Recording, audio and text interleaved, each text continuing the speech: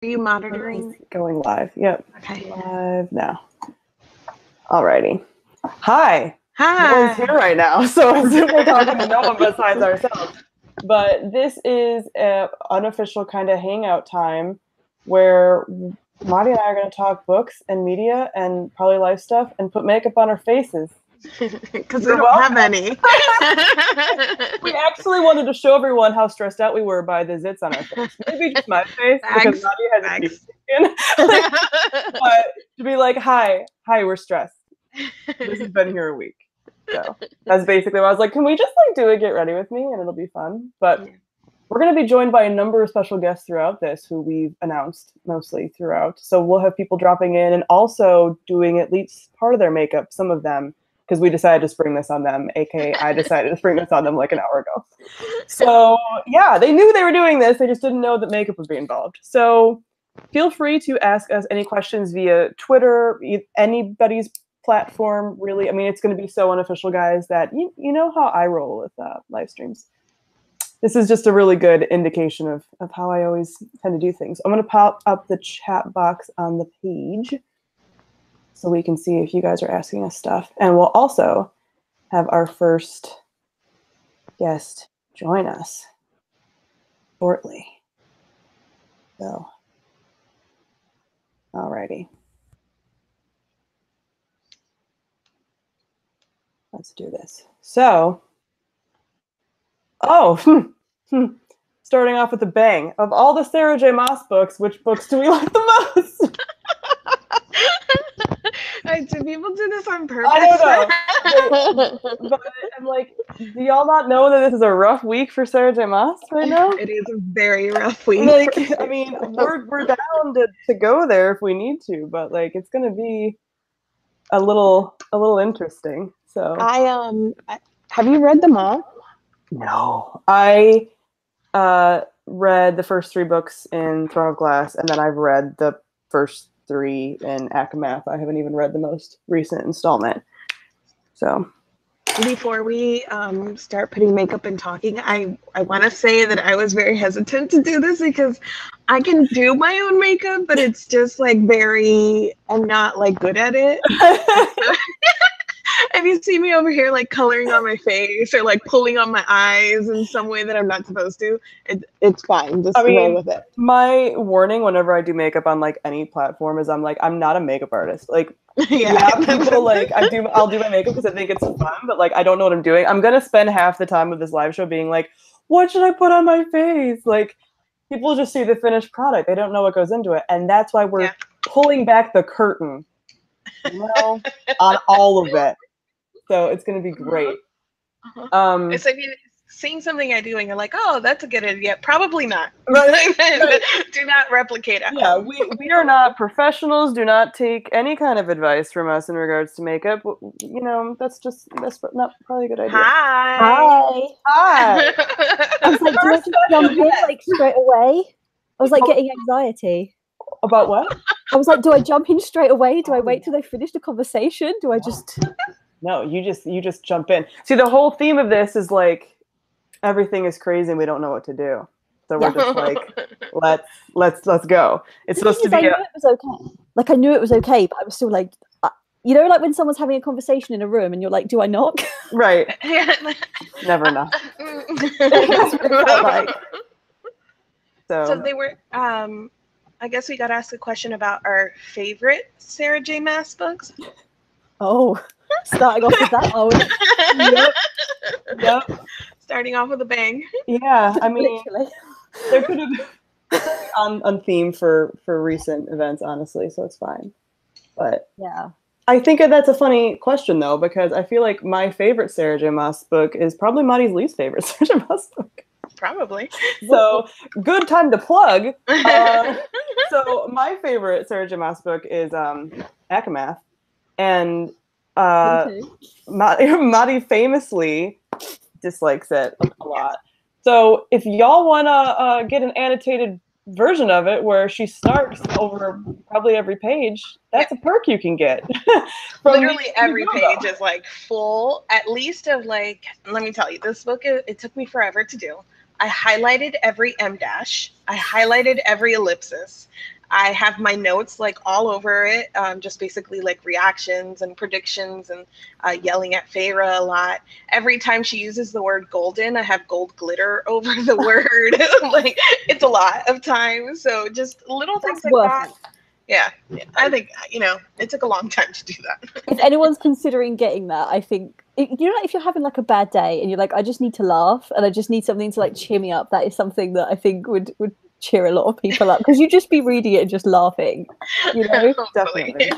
Like, yeah, so that is currently a perk on the Indiegogo for BookNet Fest, which is one of the reasons why we're talking today, because all of us will be at BookNet Fest. Oh, yeah. Which is amazing.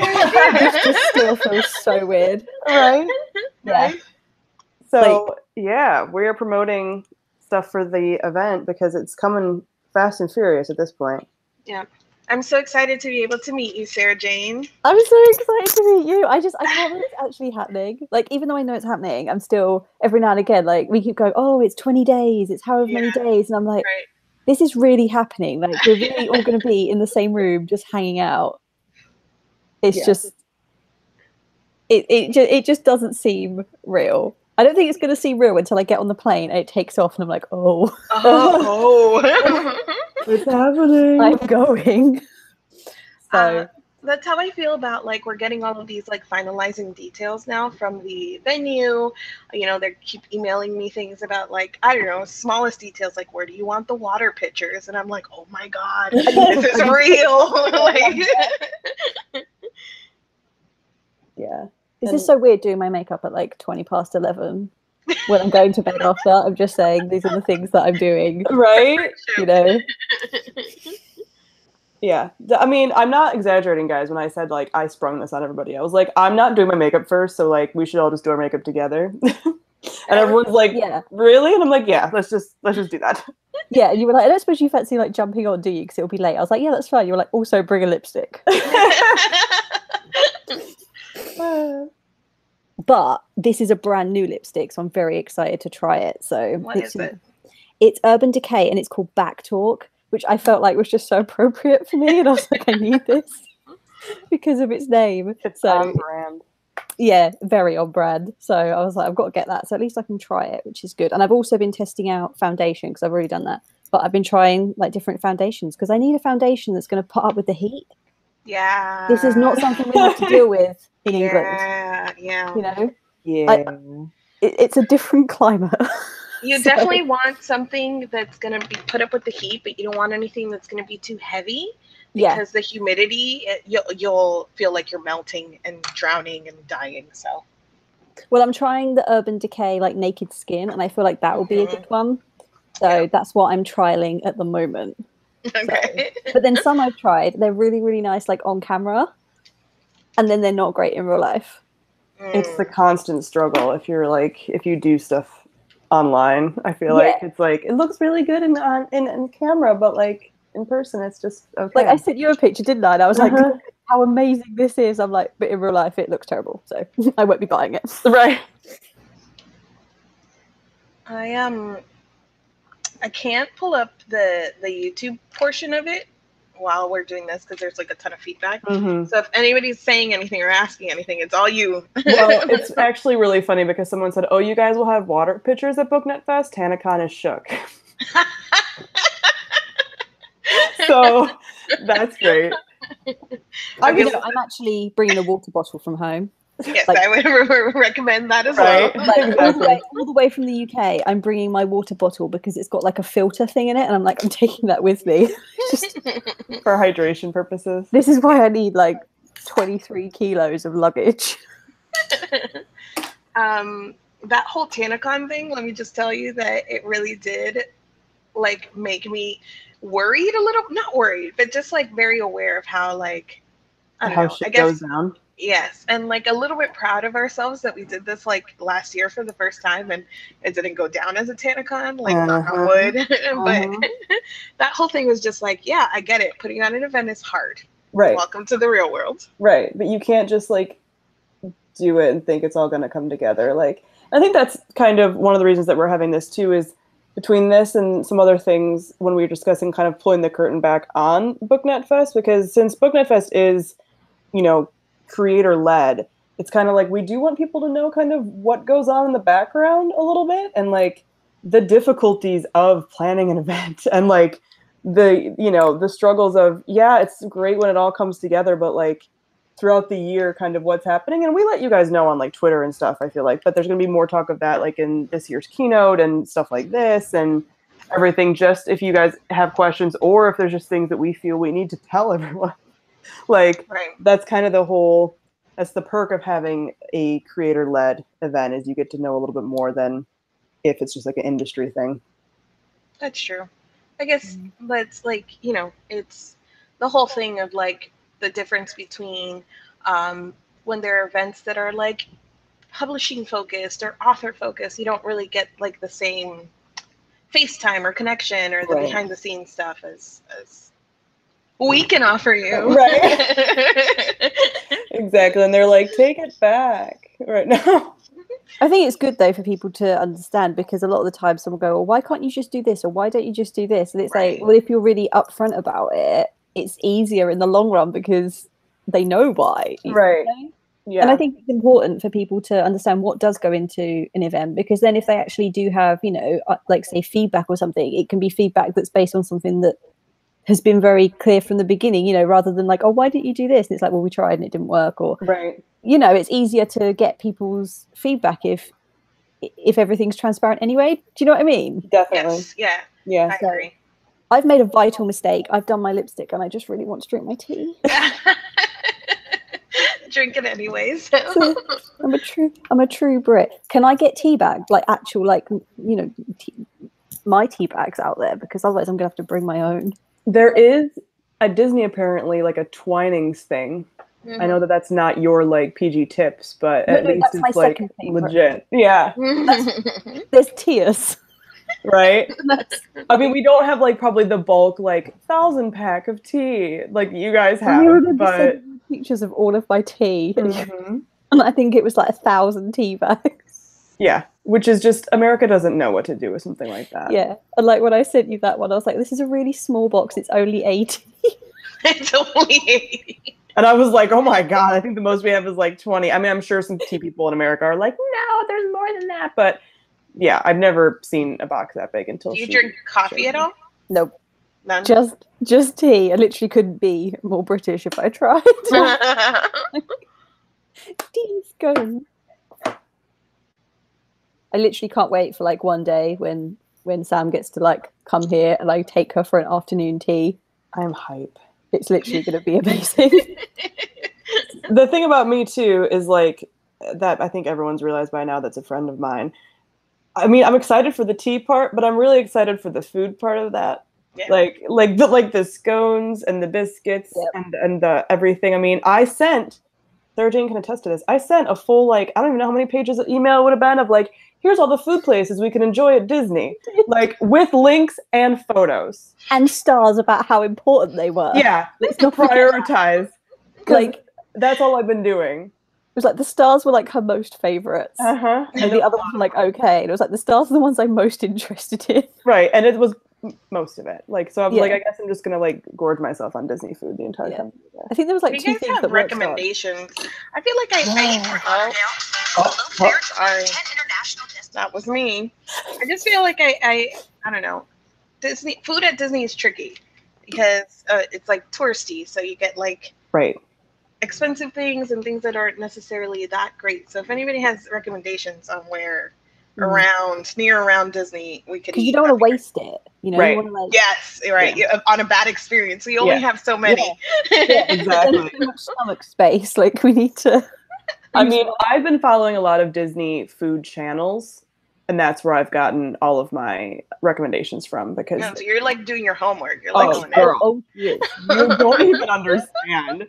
Yeah, it's been serious. So that's why I've been taking notes for like months at this point, and I figured out basically the food Magic Kingdom's like meh, and I'll just get snacks the whole time. Yep. Because those are good. And then we figured out the Animal Kingdom stuff as well, and then eating a ton of Disney Springs because a lot of the Disney Springs places sound amazing. So I'm hyped. for all Sarah the Jane, things. somebody was asking what part of Britain you're from. If you're okay sharing. Yeah. So I'm actually from Essex, although I have actually just moved to somewhere called Suffolk. This is a confusing question. So I'm from Essex, but I actually, as of about a month ago, don't live there anymore. So that's where my accent is from. And it's quite funny, actually, because Sean's coming as well, as many... No? Oh my God, I've just spoiled it because I haven't announced her yet. No, everybody knows that Sean's coming. Right. But yeah, okay, oops. But she's got a very different accent to me, and we sound really funny together because I could have actually just said Sean's coming and that wouldn't have spoiled anything because everyone knows it's I think coming. I've said it before. Okay, good. Sean's coming. And she's got like a real farmer accent, and it's just really funny because it sometimes... doesn't sound farmer to us though. Does it not? It doesn't. No. Like her accent sound like I really like hers. Not that I don't like yours. Yeah. But like hers, I think it's because I'm so used to yours that now when I hear hers, it sounds so different than yours that I'm like, this is a unique one. Yeah. And then Sean says funny things. So like Sean will just like say something funny in her accent and it makes it 10 times more hilarious. And she does like accents as a joke as well. Like she just every now and again goes into like Game of Thrones different voices for like Sam's benefit, and it's just really funny. It's amazing. You know what's going to be weird though? It's going to be weird like being surrounded by people with like different accents. I feel like I'm going to come home and keep slipping up, right, and like start saying things in an American accent. Like I feel like that's going to happen. Yeah, I'm actually in 9 days. I'm thinking that I'm going to do the same thing for the time that I'm with just the Brits. So there's a time, so obviously BookNet Fest happens in the middle of my vacation, but then Sarah Jane and Sean and I and everybody are like staying. The Brits are staying longer to make it worth their while. So I get to be with them before and after the BookNet Fest event. And I think that there's a very good chance that y'all are going to walk into the keynote and I'm going to have like a bit of a twang that's like British. Please don't do it. Because I won't be able to help it. It's a neurological, like people, you can't help it. Like it's something that your brain does. It's a mirroring thing with mirror neurons and all this stuff. We do it anyway, don't we? Mm-hmm. Mm-hmm. Like there are things, like I know over the years, like we've had conversations and you'd say something and go like, da da da da da, and I literally started doing it, didn't I? Do you remember I messaged you one day and I was like, you do that a lot. Right? And I was like, why am I doing this? I've never been in the same room as you, and I'm picking up your mannerisms. Yep. And I definitely say like I feel poorly now more often than I've ever done in my past. Like I never said that before, and now I'm like feeling rather poorly, and I'm like, that is not from you, because that's not what we say here. So yeah. Thing is, now we've drawn attention to it, I feel like people are going to pick up on it. Oh, probably. Yeah.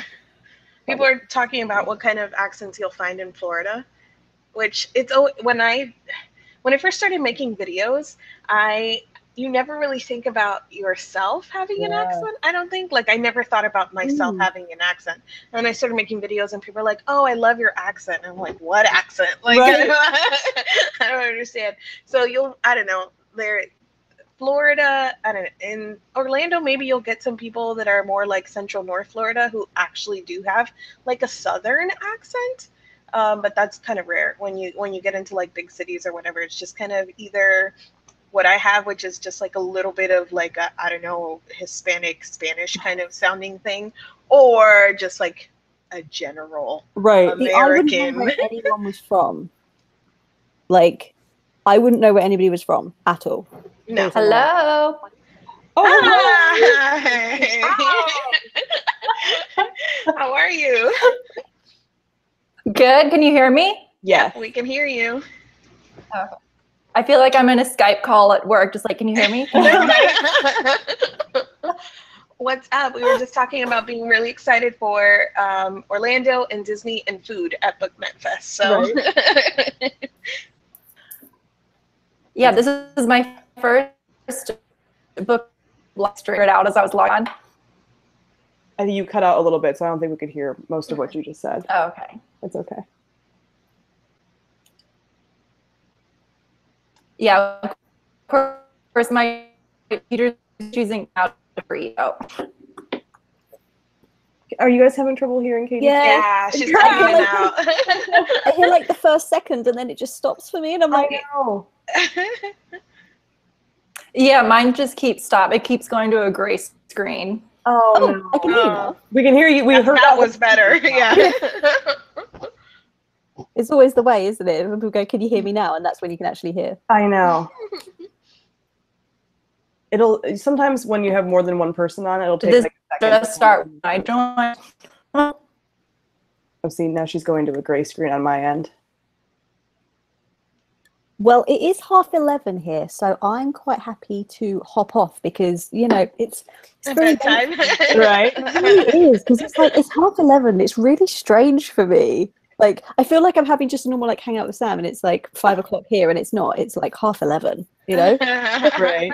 it's very late for the British. So, Yeah, if you want to pop off and Yes. we can Well, proceed. Thanks for putting on some lipstick at 11:30. Yeah. You know what? I literally haven't had makeup on all day, so this is a true testament to the things that I will do when prompted. Yeah, exactly. All And Sam's got to do is tell me to do something, and I'm like, yeah, sure. everyone should note that the next time that you guys see all of us on the same screen, we'll literally be in the same place. Right? Isn't that great? Oh my! I'm so excited. Yeah.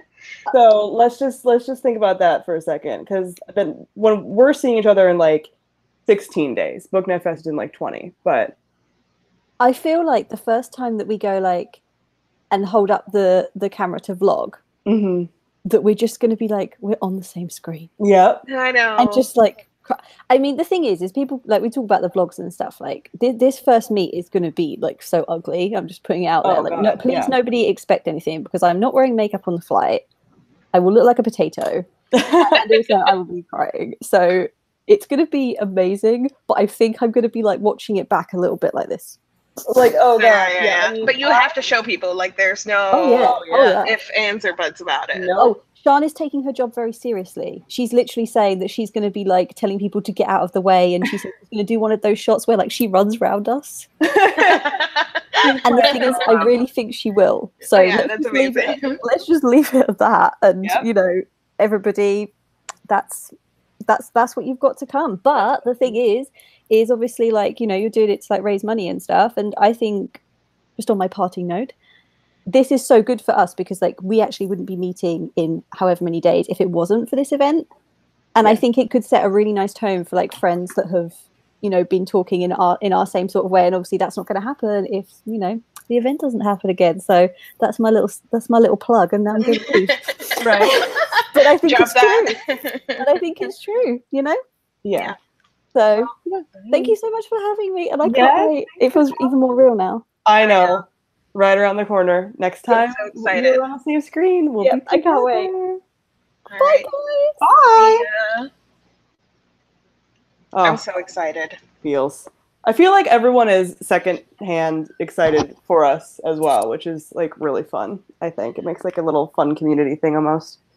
I mean, I think that this is a community that obviously very much understands what it's like to have like online best friends and, you know, and to connect with somebody in that way because of BookTube and because of books and because of reading, and then to actually be able to meet them. Like, yeah, everybody's excited for you guys. I know. It's so cool. It's really cool. But yeah, so Sarah Jane was also just hinting at our the Indiegogo campaign that we do have for BookNet Fest. And basically we're really trying to use that to get our audio video costs. So like we were mentioning earlier, the cost of an event is astronomical. You know, it's thousands of dollars, and it's not anything that we, you know, if we don't make that money from registration costs, from fundraising, from the few sponsors that we have this year, and that's coming out of our pockets, which we know that going in, but it also we have student loans. So the hope is always to make sure that there's fundraising and registration costs that cover that. So right now it really is the audio video. We have the venue paid for, but it's audio video, and then there's some other things that are part of the event that we don't want to announce until we know we have the funding for. So there's a lot of like fun social things that we have lined up ready to go if we have the money to do all of that. So that's what the Indiegogo is for. So I know that a lot of people are like, oh, you know, I wish I could contribute. And if you can't, you can't. And we totally understand that. But spread it as far and wide as you possibly can, because without funding, we can't continue to do this every year, you know, and we have big plans, big plans for like the future of the event. And people, you know, people will tell us too, like, I can't make it this year, but maybe next year, or even I've heard people say, like, I'm planning for 2020, like, I'll be there or whatnot. And I mean, that's so amazing, because obviously you want to keep the event growing, but also, like, if we don't get the funding, we can't keep doing this. So it's as much as I want to be like, yeah, I can't wait to see you there, like, it's just, you know, a matter of like making sure that people know that they're not only supporting us for this year and the event that they can't be at, but for future years, to make sure that we can keep doing this, keep renting the event space and all of that. So you know, sorry we got into like the pluggy nature of this, but if you can support the event, if you can share it, if you can support the Indiegogo, any of that stuff would really, really help us, because we want to keep uniting friends, keep using the event to give people a chance to meet face to face and to share the things that they love. So right, definitely. And just as in one of the goals of this event, obviously, has always been to have these deeper book discussions that we have online and bring them, you know, into the person-to-person contact kind of thing. So it's about networking, it's about having fun, it's about talking about books, and it's about having important conversations that we feel like other events don't necessarily have. So, you know, it's providing a platform for people that have any size platforms, providing a platform for marginalized creators that just aren't as present at other events. That's a priority of ours. So, you know, this year we have a number of different people from different groups that are marginalized. And just like we did last year, you know, people that wouldn't be able to make it without funding themselves, stuff like that, that just doesn't necessarily happen for speakers at other events. So we want to be able to keep being here as an event that can provide that platform for people as well. And I think, you know, we talk about this a lot, I think, when we talk about why we created BookNet Fest, but you and I have both been to a lot of events together and separately. So I think it was just important for us to make something where we saw that there was a lack. Like, you know, we had been to, I don't want to call out events by names, but we had been to a lot of events, and there was like things that we saw that we were like, man, we would love if this existed. And, you know, that was the motivating factor for us to put together something on our own, is that there were things that we saw that other people weren't doing that we thought maybe we could. Right. And so that's it. This never was anything for you or for I think about making money, because we're actually not making any money at all. So, but just being able to bring people together to uplift marginalized voices and all of that. So. Definitely. Hi, Katie. Hi. I think that's better. Okay, good. Much better. Which is good. I was like, is it just like this for me or everybody else? Right. No. Right. I think we overloaded it. It's possible. I know when you get the big group chats, sometimes they can get a little slow and bogged down. So yeah, and I couldn't find headphones right before, so I was freaking out. And I was like, have the headphones. And then the internet stopped working. Of course. Live shows never go off without a hit. Yeah. Like, there are always something's happening. So I'm not surprised that this curse fell to you this time. So. But I got my makeup while it was restarting my internet, so it worked out. Well, I need to wet my beauty blender. So in the meantime, I don't know if you guys want to intervene. Yeah, my friend doesn't wet hers, and I keep telling her it's not how you do it. No. I don't use a beauty blender. I do have one, but I usually buff things out with my big brush. That's it. I'm good without it. So we wanted to talk a little bit about just also kind of things we're reading and watching currently. Yeah. Which is funny because Sam is not reading or watching anything. She's finishing grad school. So I'm going to leave it to you to tell us what kinds of things you're reading and watching lately. Let's see. Right now, the main one is Sharp Objects, probably. Okay. Which I'm really liking, and all my coworkers are watching it, but they haven't read the book, and so they'll keep asking me, like, do you think it's this person? I'm like, is the killer? And I'm like, I know who the killer is. Stop asking me.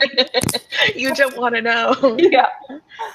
I haven't actually started watching it, and I think that's the one Gillian Flynn that I haven't read is Sharp Objects. I've done the other two, but I need to watch and read it because they're going to cover it on the podcast. And Katie is actually going to be our guest on the podcast for that episode. I was like, who do I know that would enjoy talking about Sharp Objects? And the books, it's weird because the book is only like 200 pages. I think it's so short. So I was even surprised they could get like 8 episodes out of it. So there's so much in the show that's not even in the book, but it's so good. Okay. You're enjoying it. Oh, yeah. Okay. Although generally I end up happening to watch it on weekends with friends. So I've had a couple drinks. I might need to like rewatch it. Sober.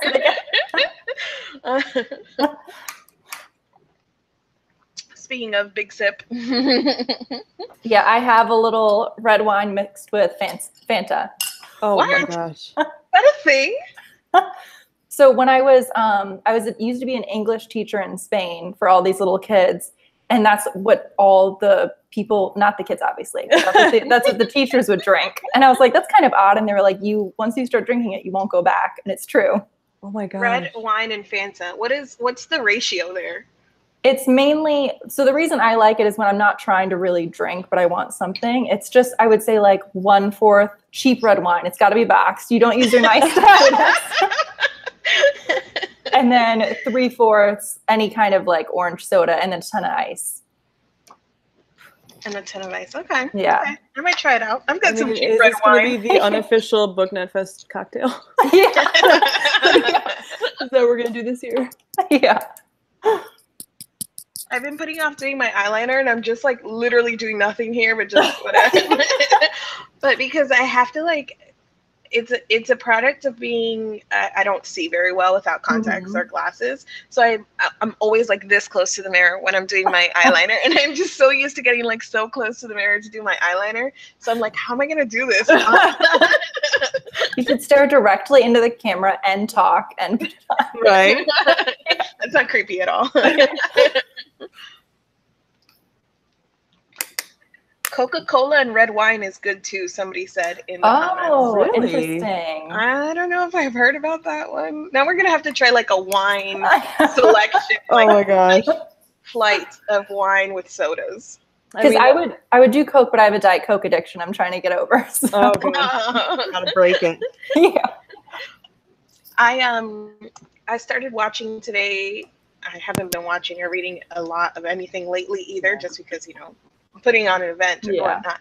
But I started watching Glow today on Netflix. Glow is so good. I finished both seasons. It's so good. I had no idea what this was about, none at all. So I just turned it on. We're covering it on the podcast, and I've been watching the first episode, and it's about wrestling. Mm-hmm. Nobody told me. I was like, what? No, Glow is so good, and I actually think that season 2 is even better than season 1. But it's the perfect mixture of just like dark comedy and like it has wrestling, but it really it's not like the forefront. Because if it was, I probably wouldn't watch it.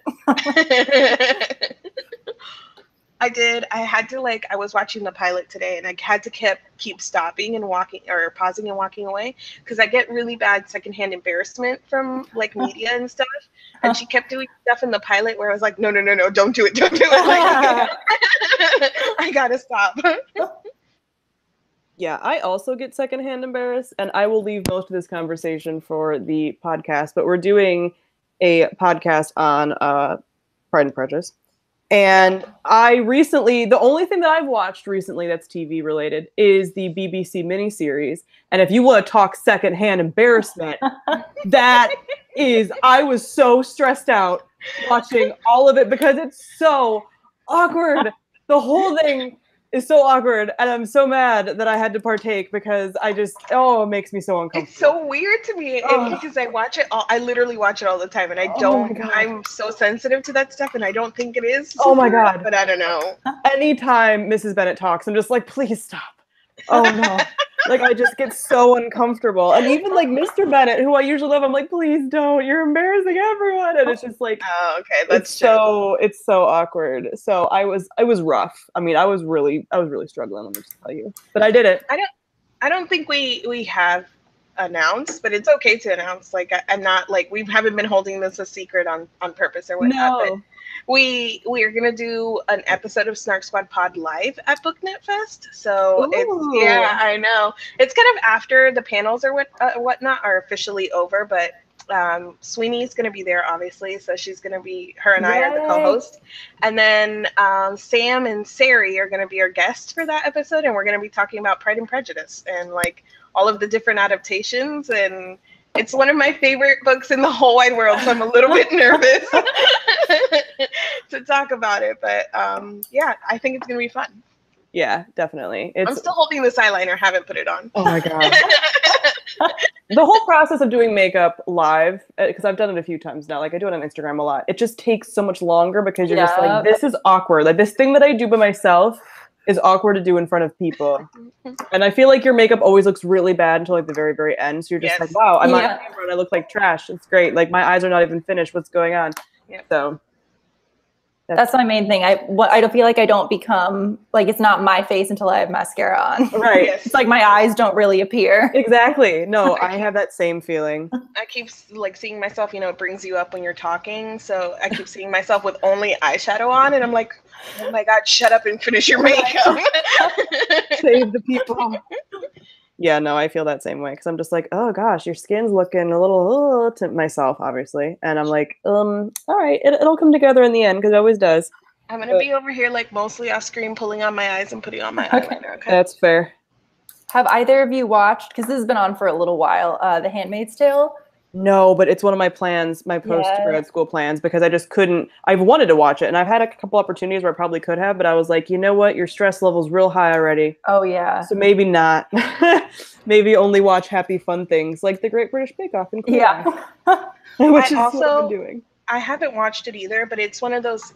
Nicole and I were talking about this today because I was telling her that my media plans for the weekend is that I want to watch So All the Boys I've Loved Before, obviously. Oh, yeah. And she was like, well, I kind of want to wait to read the book. And at the same time as she was telling me this, I was like, I didn't really like the book. And she was like, oh, like, but then we were talking about like the, you know, how you have to, the concessions you have to make with like limited amount of time. But Handmaid's Tale is definitely one that I want to read before I watch, even though people have told me that you don't really have to. But I'm still, I'm like sticking by that, which is why I haven't watched it yet because I haven't had time to read. And the book's pretty short too. Yeah. And yeah, you don't have to read it, but I would recommend reading it first. But the show is, you guys know I like dark shit, but this show is so depressing that I can only watch one episode a week, which like I could watch, you know, 5 episodes of Sharp Objects in a row, but The Handmaid's Tale, like you'll go 5 episodes and not break a smile. You know what I mean? It's so good, but it's so dark. Yeah. I read the book in college, and I feel like it was one of those like moments when, you know, you're getting older and you're realizing like I'm from the Midwest, and so I'm not from a very progressive area. So I didn't realize like things like feminism until I was in college.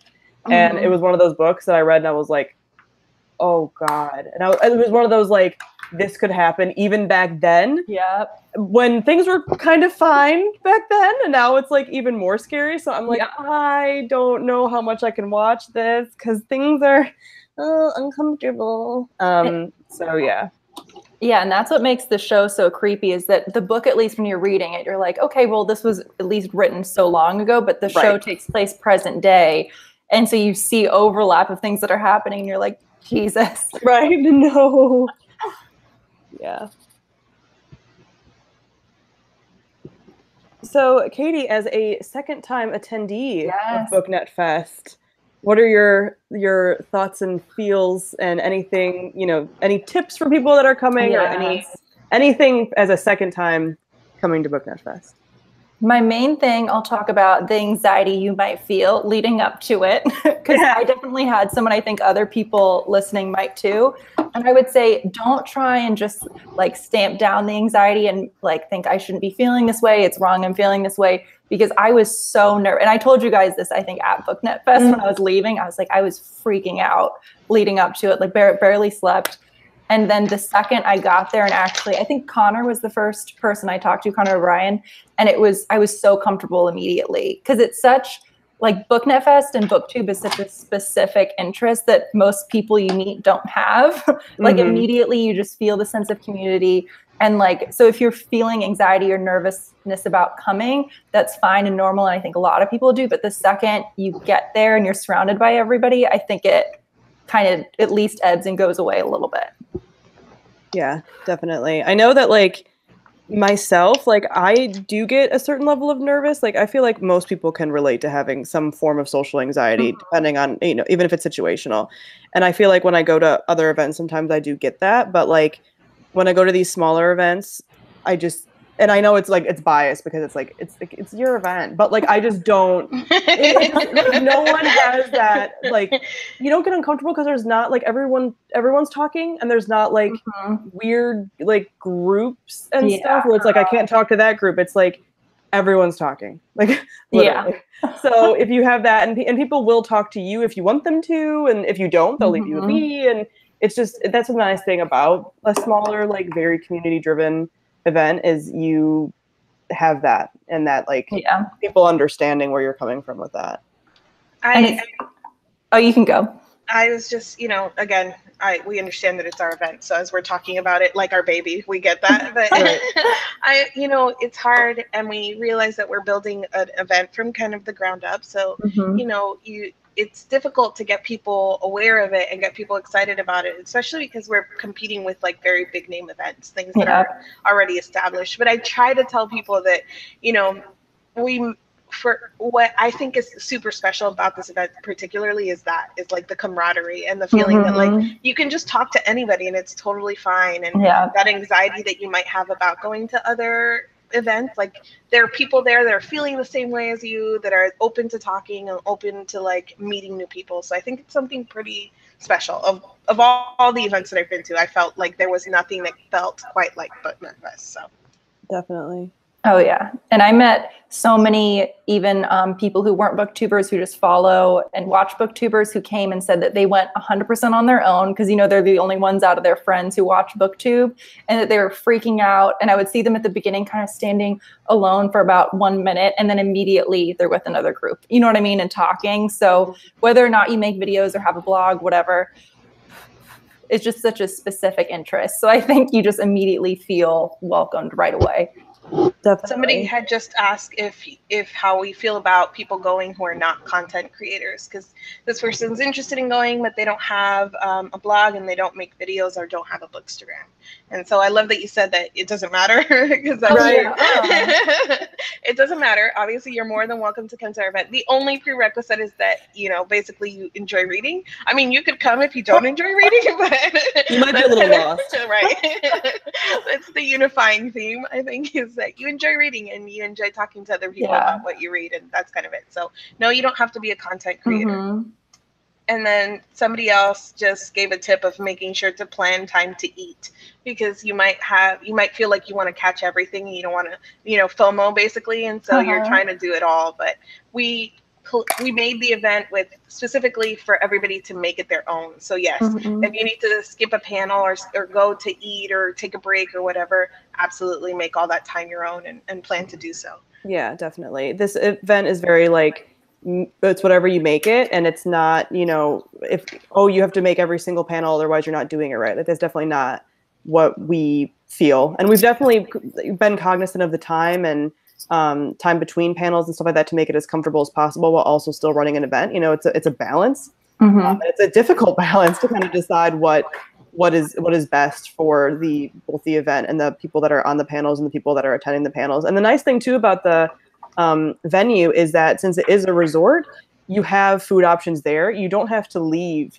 to go get food. You can if you want to, but like, some venues, when you go to these big events, it's like you physically have to leave wherever you are and find something 15 minutes away and come back and try to plan that time. And here there's restaurants, there's lounges, there's little grab and go things, like all of that. And if you stay in the hotel, you can run up to your room or you can grab a snack or whatever. So it's just really nice that we have that as an option, because it makes it a lot more chill, and I feel like a lot less high stress than some of the other big events where you have to really like fully plan out your day like that.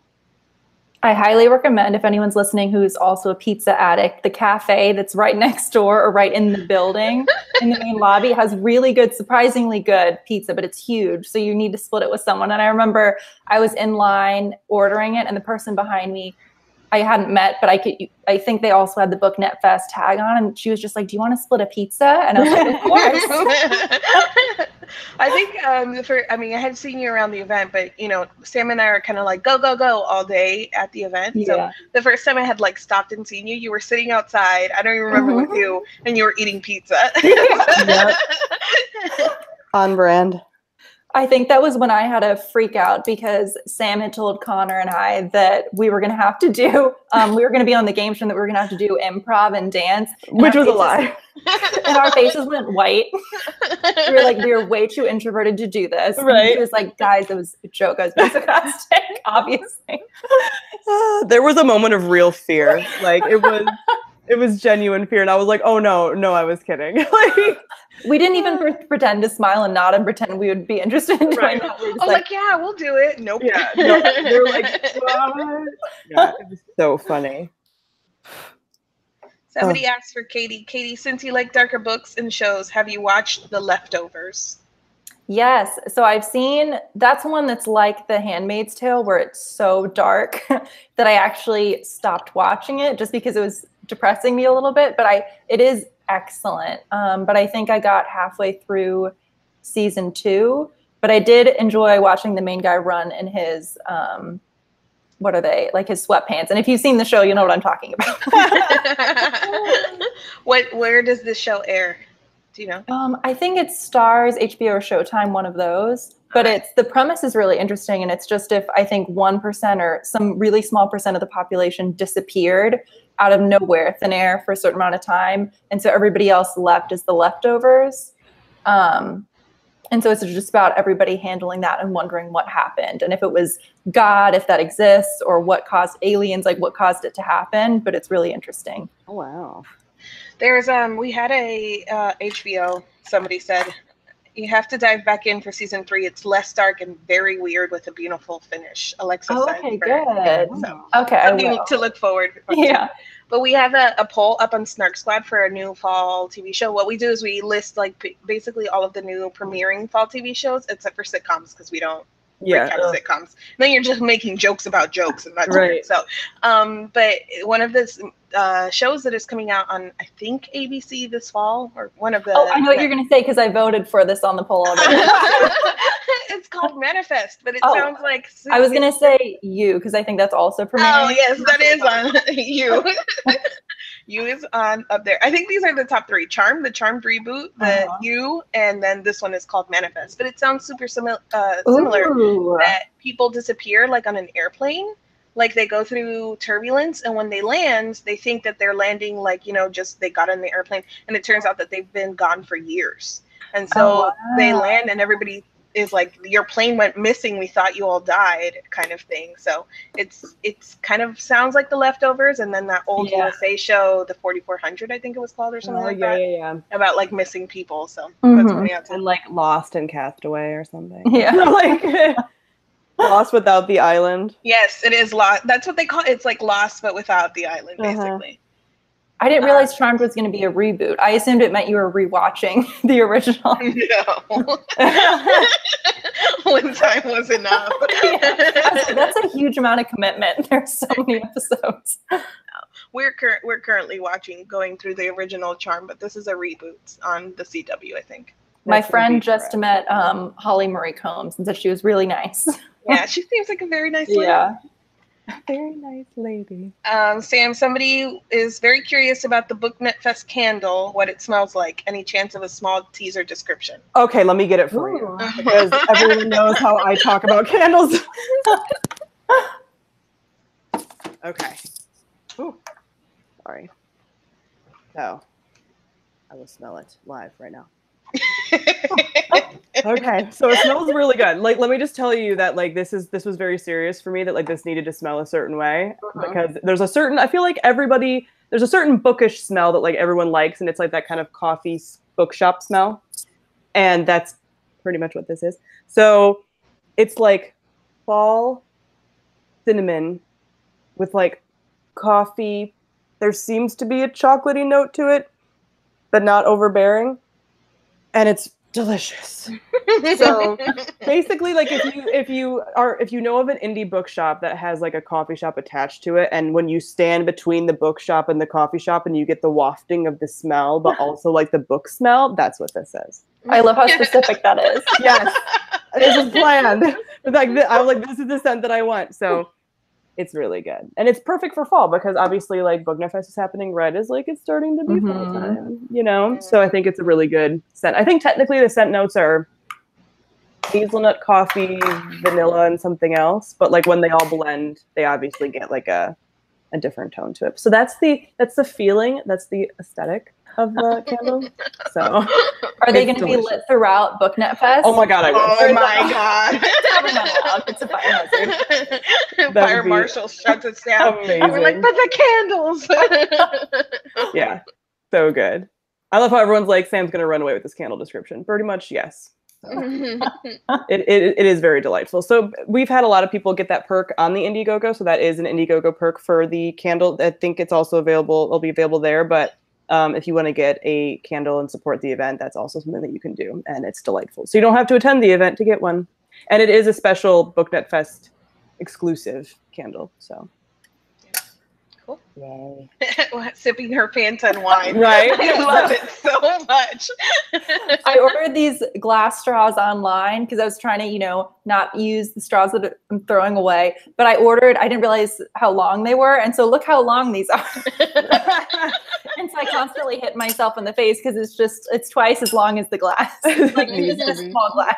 Are those easy to clean? I always worry about the cleaning. So what I do, I use it for smoothies, everything. And I like the fact that I wouldn't get metal ones because those I would freak out and be like, is there stuff on the inside? But these are glass. I think they're see. Yeah. And the trick is you have to rinse them like immediately. Like if you're using it for smoothies, like rinse it right away. Yeah. And then I'll put it like pointed down in the dishwasher in the bottom. Perfect. Yeah. I'll look into that. I don't use a lot of straws a ton, but I do like them for like drinks. I feel like it's good for like if you're drinking. So, someone did ask us what our most surprising read so far this year has been. So, oh god, I'm gonna pull up my Goodreads. I don't even remember what I've read. Surprising good or surprising bad? Yes. Apparently, I didn't do my sleeve correctly, so no one judge me. Let's see. I don't know if I have any that were like really. Oh, I think I answered this in a tag recently. My most surprising was Red Sister, or like the Book of the Ancestor series by Mark Lawrence, which I keep talking about. I'm sorry, but I love it. And I wasn't expecting to love it so much because it's grimdark and people have mixed opinions about his first series, but it's magical assassin nuns. So like I shouldn't be surprised, but like I was, and I was nervous too because I was like, this is a dude writing a bunch of women, and he does a good job. So.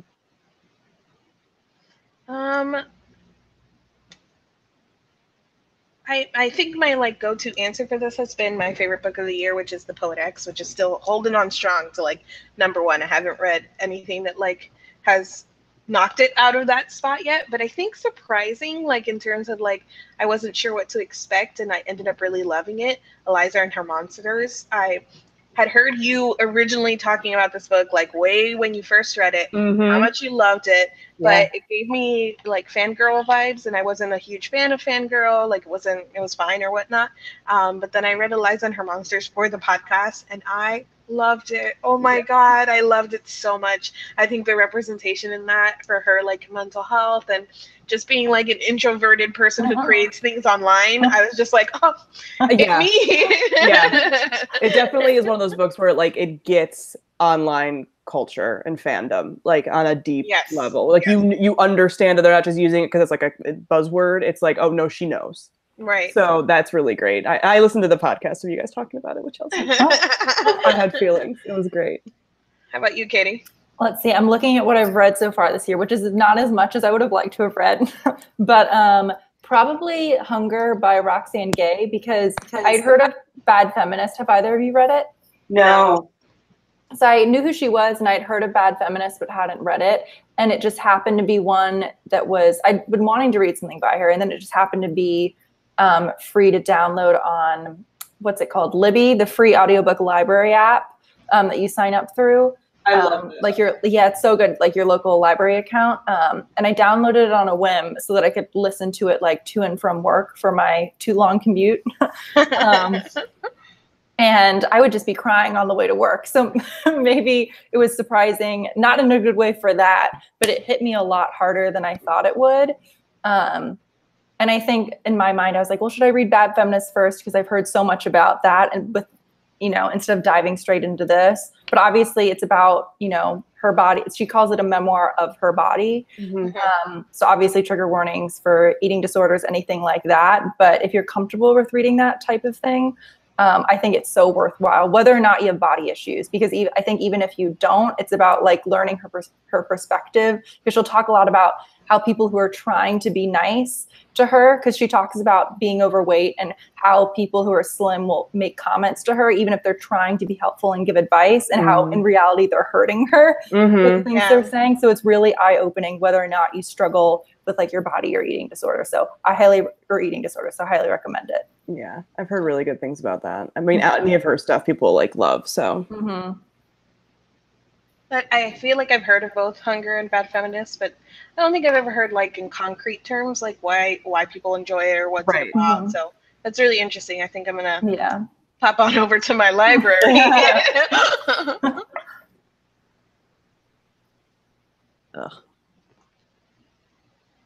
Ooh, what lip color is that?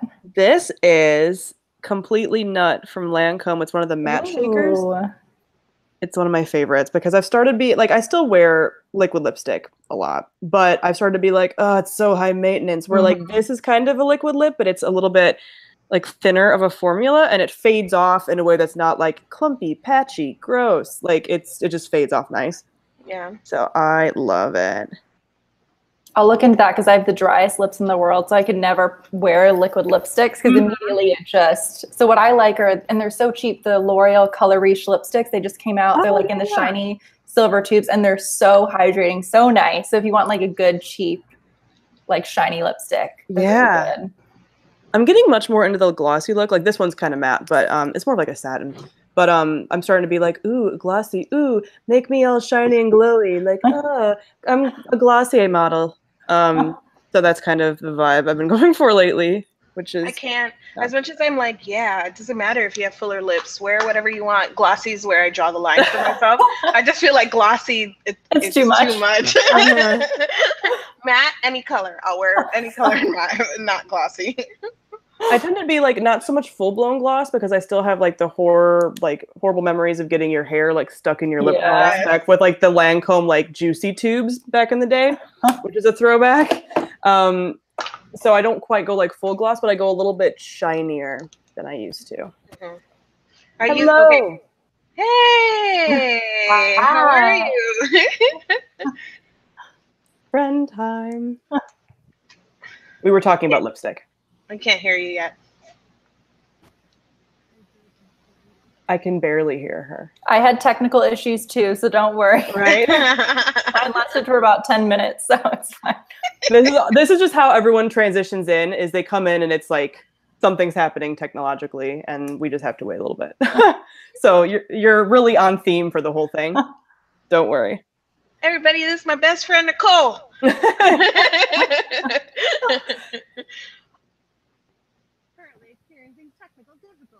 Ooh, I can sort of hear. Yeah, I can sort of hear you now. I wonder if I can turn you up on my end. That would be helpful, wouldn't it? You're all the way up on my end. Oh, crap. Oh, you know. Is she like not plugged in?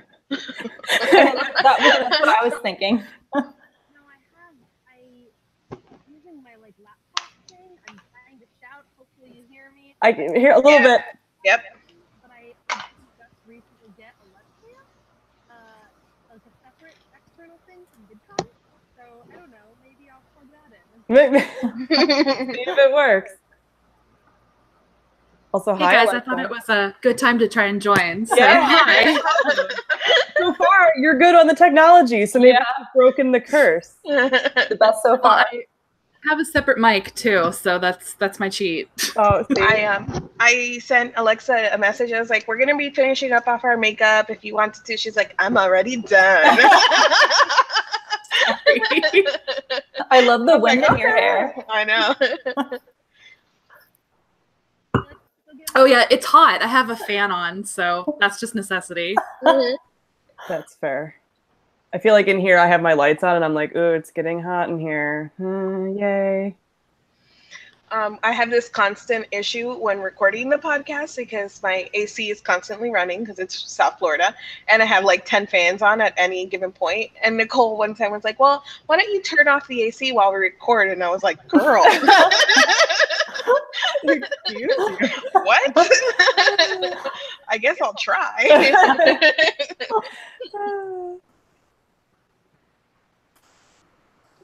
Yeah. So speaking of Florida, do you have any Florida tips, Maddie, for like everybody that's not from Florida? I think the biggest thing is like being prepared for any season, pretty much besides winter. Like it might be hot, it might be raining. It's gonna be really hot outside, but then freezing cold inside the convention center. Yeah, it was cold. Yeah. Yeah, they keep it like office room, like office temperature or whatnot. Office So winter. Yeah, office winter. So just making sure that you have ways to go between like inside, outside, and if you're doing any of the parks or anything outside, like bless you if you think you're like cosplaying or something like that, but it's gonna be so hot, like literally you will melt. Yeah. So be careful, stay hydrated, and just come prepared to like maybe add layers on and off or whatever. Right. Definitely. Bring your rain boots just in case somebody said in the chat. That's true. I'm bringing a poncho and an umbrella this year, like a little one that I can pack in my bag, because last year we got stuck in a literal monsoon. So like I did not know what to do. Like there was water up to like past my ankles. Like it was just unreal. And nobody's laughing because she's like, it's Florida. And I'm like, what? Like, this is not allowed. Like it was awful. It was awful. Plus, there's also like very small lizards everywhere, which is alarming because they will like run over your feet, which is just a concern of mine. Like I'm not scared of them, but I'm just like, little thing, I don't want to hurt you. Please don't run on my feet. I'm a big person. Yeah. So yeah, there's that. The first time I went to the Bronx Zoo, I guess, in New York.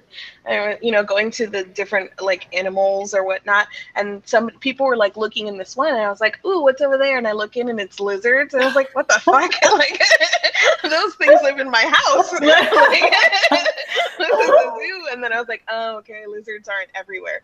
So I didn't even think to bring up lizards, but yes, they're everywhere. They're a thing. It's like us seeing a squirrel. Basically, they're Florida squirrels. Like it's really weird. It's like another time where there's dinosaurs or something. They're gross. But yeah, as somebody who's not from the area, we were in Harry Potter World with Maddie and her friend Carol, who people will know as like what we call her, no Instagram Carol. No Instagram Carol. She never lets us show her face on anything. But she's always with us. And they're like, I'm literally dying. Like I'm melting. My face is like it's very like the Ark of the Covenant and Indiana Jones. Like it's bad. Yeah. And they're just like, we're a little dewy. And I'm like, oh, really? That's nice. I'm glad you guys are acclimated. Alexa, is this your first time in Florida? No, I have been many times. I'm kind of from Georgia, barely. So I went to middle school and high school in Georgia, so Orlando's really easy. And I have been to not one but 2 Harry Potter conventions in Orlando. So that's right. Yes, you have that connection to the Harry Potter. I like Harry Potter a lot. Yeah. I am no stranger to the convention running thing as well, so I know how hard you guys are working. Well, you've helped us out by taking on a couple of like unofficial things, so why don't you tell everybody kind of what you're doing or leading or helping us out with? Sure. And I only offered recently because if I'd done it any sooner, I would have taken. I was so tempted to be like, let me do things. I was like, no, you have deadlines. You can't help. I'm doing like an AMA, a publishing AMA, like ask me anything about publishing session, like a lunch and learn. And then I'm organizing a writer's meetup. So like an informal thing at the bar. So yeah. Yeah, it's definitely gonna be really cool. Because you're just she's just a panelist. Like everyone here is just a panelist. It's no big deal. Yeah. So, but I was like, it's not enough. I want to do more. So yeah, it's definitely really exciting. So if you guys have any questions about that, that's something that Alexa's taking on herself and running, and that's awesome. We're really excited because it's going to be really fun. So if you have any questions, definitely feel free to like tweet her and stuff and get all the info from her leading up to the event. And also if you're part of the Discord, chat. There's definitely talks on there about any kind of unofficial things that are happening and meetups and stuff like that. So if you're on the Discord, you can talk more about that there as well. Nicole, can we hear you yet? Oh no, I hear her less. Yeah. The opposite of what we want. Now we don't hear you at all. We'll work it out. Let me see if I can check again. Alexa, what are you drinking? Because we all were talking about that. Oh, I'm drinking beer. Nice. I have to work on my book tonight, so this is my bribery. Reward. Responsibly, though. I am 34, so it's fine. I didn't tell mine. I'm having Moscato, which is a dessert wine that I drink all the time.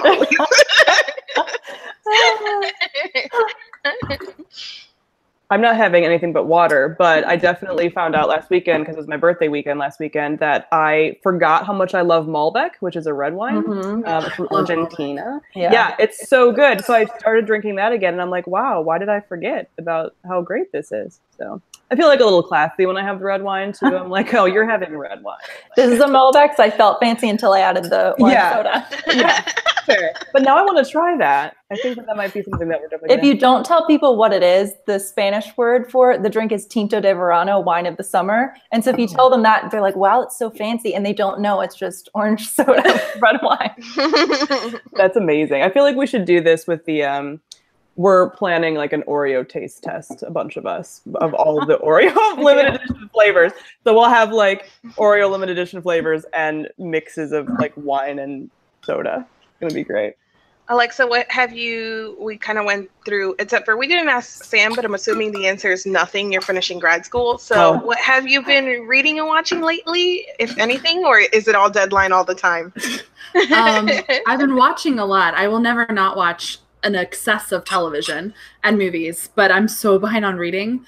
And I'm obligated to read books for friends. So I'm a horrible person. I've read books that don't come out for like a year. And then I feel terrible talking about them. So that's fair. It's this horrible author space where you're like, I am such a jerk. I keep being like, I've read the book you haven't read. But I don't think I've read a book in a long time. I'm a terrible person. It's great. But lots of television. My best cure for a book slump is to go watch Netflix. So no, I am already doing that. Like I've just been binge watched The Sinner. I really enjoyed that. I'm watching that right now. Yeah, it's really good. And Kim's Convenience. I'm almost done with that as well. It's really good. They just added it. It's a Korean comedy. Canadian comedy. Mm-hmm. Somebody, my boss actually, she watched the Sinner. I don't know how much, if it's like a season or whatnot, but she was on a long flight, and so she watched a big portion of it, and she kept telling me things that I wasn't sure if they were good or bad. She was like, it was really weird, like it was very uncomfortable, and I'm like, am I supposed to watch it or not? You'll never look at wallpaper the same way. Right? Or EDM. So yes, I have the song. So there's a song in the show that like triggers someone, and I listen to it sometimes when I drive, but it's gotten to the point where I'm like, no, now it's starting to freak me out listening to this song. Oh no. Yeah, you might murder someone. Yeah. It's coming back for a second season. Is it the same cast? Like, is Jessica Biel in it? No, it's anthology style. So the carryover character is the police detective. So the new one stars Carrie Coon, and it just started last week. So I don't have cable though, so I can't watch it. Oh, okay.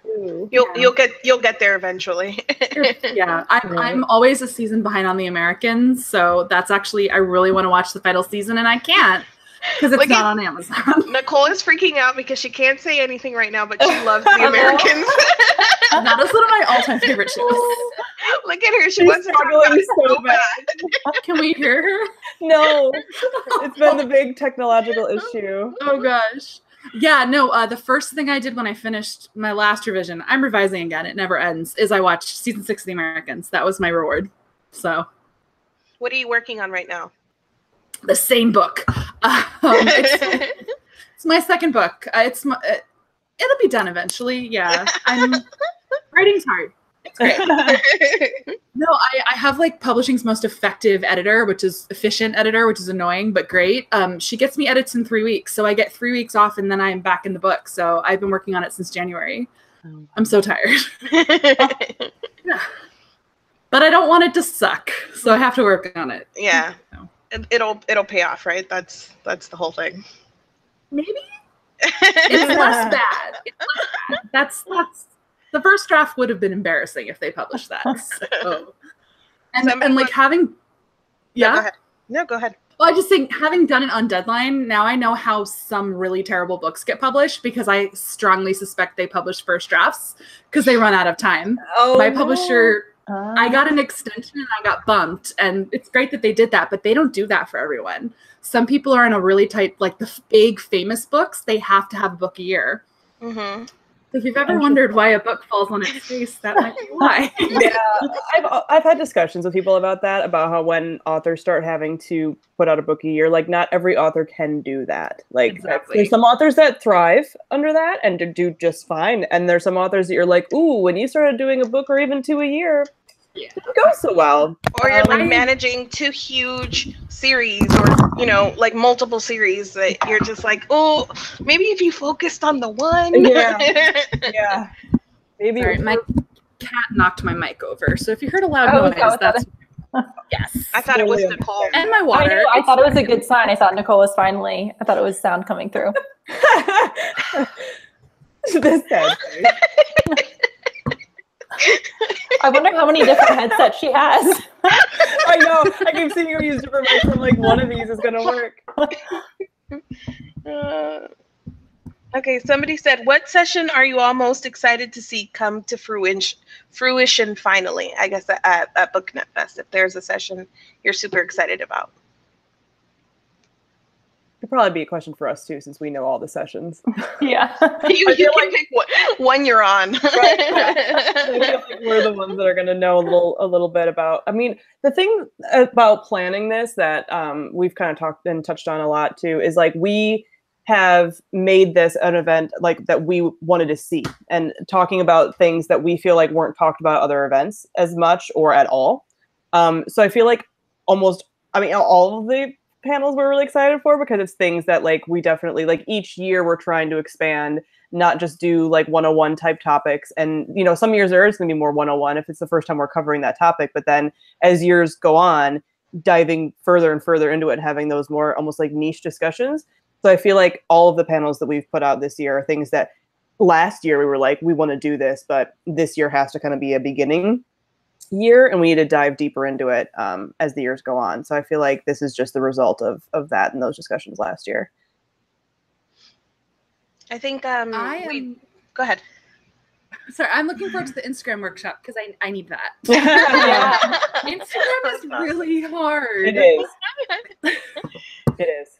The people I know who are good at it, well, there are secrets to Instagram, and I'm like, they use professional cameras and Photoshop, and I'm not that committed. Yeah, and it takes way more time than you would think too. Like the Instagram, you're like, oh, it's just taking a picture. It's like, no, it's not just taking. That's why I don't do any Instagram, because I'm like, it's a lot of time and effort.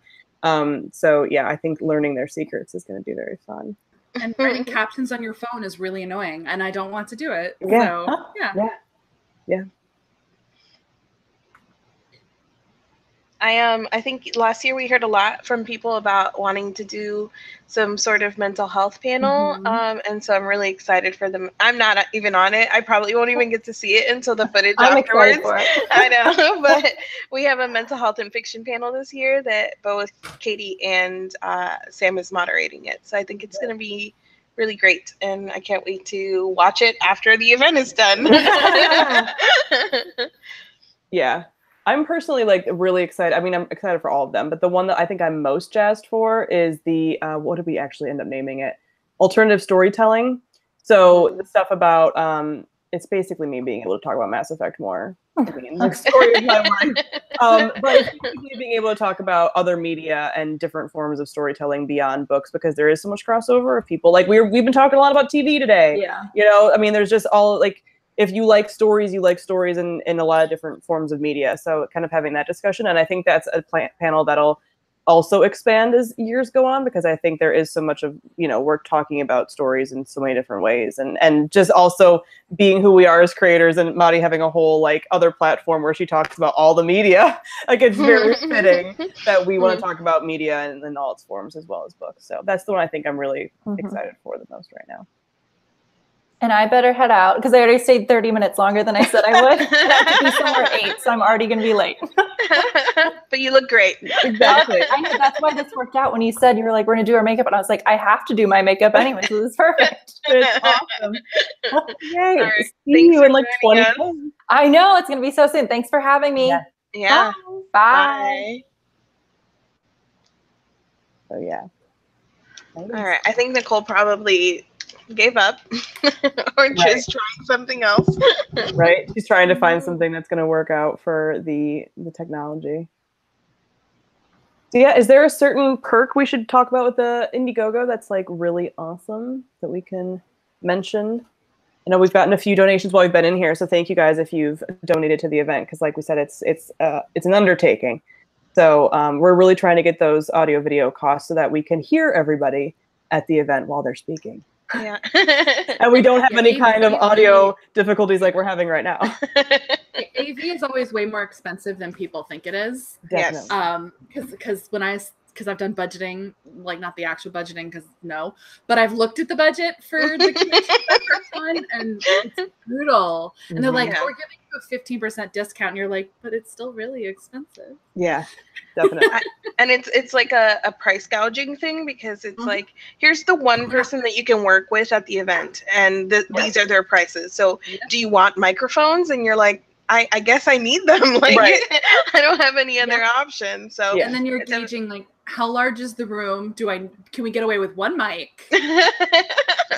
I've done that dance. It's not fun. We did last year. I think we had enough mics on the table for people to kind of like pass back and forth, and even that was a little distracting because people wanted to like jump into the conversation. You were like passing back mics or whatnot. So yeah, we're just trying to get everybody a microphone right now. So yeah. That's the big goal. I think one of the perks that we haven't talked about that I think is really cute, I don't know, we have an exclusive BookNet Fest postcard that was designed by Emma, and she basically what we're doing is we're going to have a table set up, and so people who buy this perk who are signing up to get a postcard basically from the event will get it personalized by an attendee at the event. So we'll have not your personal information, just your name, and somebody can write out your name and give you a message about something that's either happening at BookNet Fest or a recommendation or just a nice note, and then you'll be able to receive the postcard, which you could probably put on a bookshelf or frame because it's super cute and it's like book themed or whatnot, but it's going to have that personalized message on the back from somebody who was at BookNet Fest. So that's super exciting. Yeah, it's very cute. And you definitely can feel like you're a part of the event, and we'll be, in some of the vlogs and stuff, you'll see people like filling them out and everything like that. So we really are trying to make it like, even though we know not everyone can attend, trying to pull in the community as much as we can, even if you can't be there, and being able to contribute to it and everything.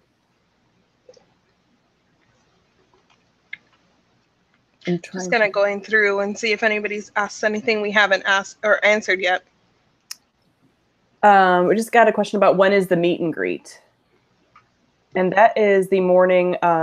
That's Mari, help me. Yeah, it's Friday morning. Yeah. And for a second, I was like, wait, no, our event is Friday, Saturday, and I got really confused. Because graduate school is ending in 3 days, guys. So my date's not good right now. But yeah, I was like, I'm not going to answer appropriately. Help.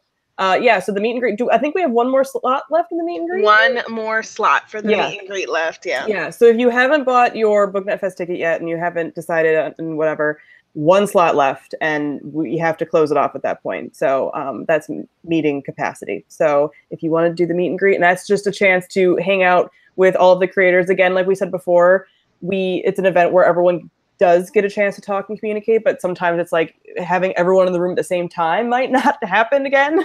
So the meet and greet is really for that. So if you want to be able to hang out with everybody for a decent chunk of time and still have like personal interactions and stuff, because it is a small group, then that's the meet and greet. So we're really excited about having that this year. Will you be done with edits, Alexa, by the time that BookNet Fest rolls around?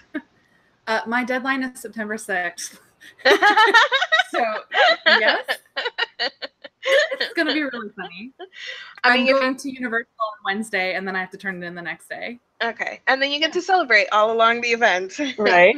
Or cry. With either one. Yeah. Cool.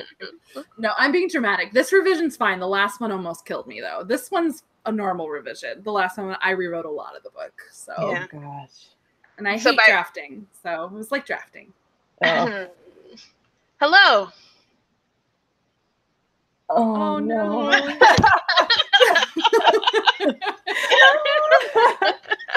Oh, no.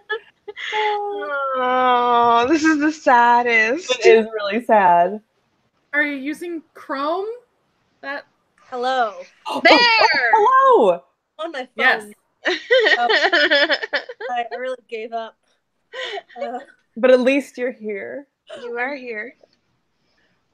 Shoot. So dumb. Now I gotta figure out what the hell to do with my phone. All right, take your time. Alexa, somebody is offering, or Sarah's offering to buy you a drink to celebrate at BookNet Fest, okay? Some more motivation. Right. I will be drinking this responsibly. Right. Yes. We have a lot of things to celebrate. We got, you know, you've got your edits that you're turning in. Sam, you finished grad school. Uh-huh. Both of our birthdays would have passed. Yes. Or yours passed. Mine would be coming up. So we're celebrating our birthdays. It's Best Friend Fest. So we've got a lot going on. Yeah, it's going to be good for the celebratory events. The food and the drinking and the hangouts. It's going to be a good time. See, whenever I see your initials, I think of BNFs, like in Fandom. Okay. What are those? Oh, am I the only one that knows? Oh. Yeah, I'm like, fan. you're just going to tell us. If So the original big name fan was Cassie Clare in Harry Potter Fandom. Big name fan. Oh, yeah. Oh. Yeah. Hi, everyone. I'm Fandom Old at BookNet Fest. I forgot. Yeah, I forgot about big name fan. I know. No, I know everyone and I know everything. I don't know Cassie Clare personally, but I know everyone she was friends with. This really weird thing, like everyone that she knew. I know. It's really weird. That's funny. Yeah. I constantly have to, I hope this isn't too meta, I have to defend her all the time. Like, I'm not even a massive fan, like, personally, but people like they spread rumors about like, oh, well, in Fandom. I'm like, no, actually that didn't happen. You're like, I didn't know. So that's funny. I love fandom conversations. I feel like this group of everyone that's here like deeply enjoys fandom meta conversations. And so we wanted, like last year we had a fandom kind of creating in fandom panel, and I definitely want to expand the fandom conversation in future years at BookNet Fest because I think it's so fascinating. And how everyone can have a totally different experience and all of the stuff that goes along with that community and how it overlaps with ours. So anything about that is really fun. I think books are a fandom. I think Definitely. YA is a fandom specifically. It acts like one. Yeah. All of the people trying to be BNFs. Right. And all of the politicking and the high school stuff. It's very fandom. It's just like LiveJournal. Oh, God. Back in the day. Just it's Twitter now. Yes, exactly. I mean, the fact that like there's certain events that happen and everyone knows and it shakes the whole thing, like dick soap, you know, like that's a thing that happens in fandom because of another fandom. Like it's just weird. You know, like I mean, I have talked about Felix so much over the last few days. I've told people outside of books, I'm like, let me tell you a story. Same. But like in my community, this is what's happening, just so you know. And it's just fascinating from a fair use perspective. There's a lot to talk about. Oh, there's so much to dissect. That's what's so fun. Which I think that everybody got kind of where it was focusing on the fact that, you know, there was a penis in this box, which is very distracting. But and I saw a few mentions, but just the fair use of it and like selling fan fiction in the box, like Yeah. I think she almost got lucky that she distracted us all with like the penis. Nobody was talking about The fanfic, yeah. If one thing's going to happen from that box, it's going to be the fan fiction. Yeah. If Bloomsbury is going to take action, it's going to be because of that. And absolutely. I hope it's not the book box that ruins everything. Right. Nicole, I don't know if we can hear you again. What? Oh, no. Oh, no, there you go. Okay. You're just quiet. You're just quiet. It just took an outburst of emotion. Oh gosh, yeah, but the we were talking about this too, I think, in the Snark Squad Discord about whether or not they would take action, because the fan fiction part of it is obviously like a big deal, but what do you do, like, I don't know, if you're Bloomsbury, do you do something about it? Right. I think the thing is, maybe if you desist.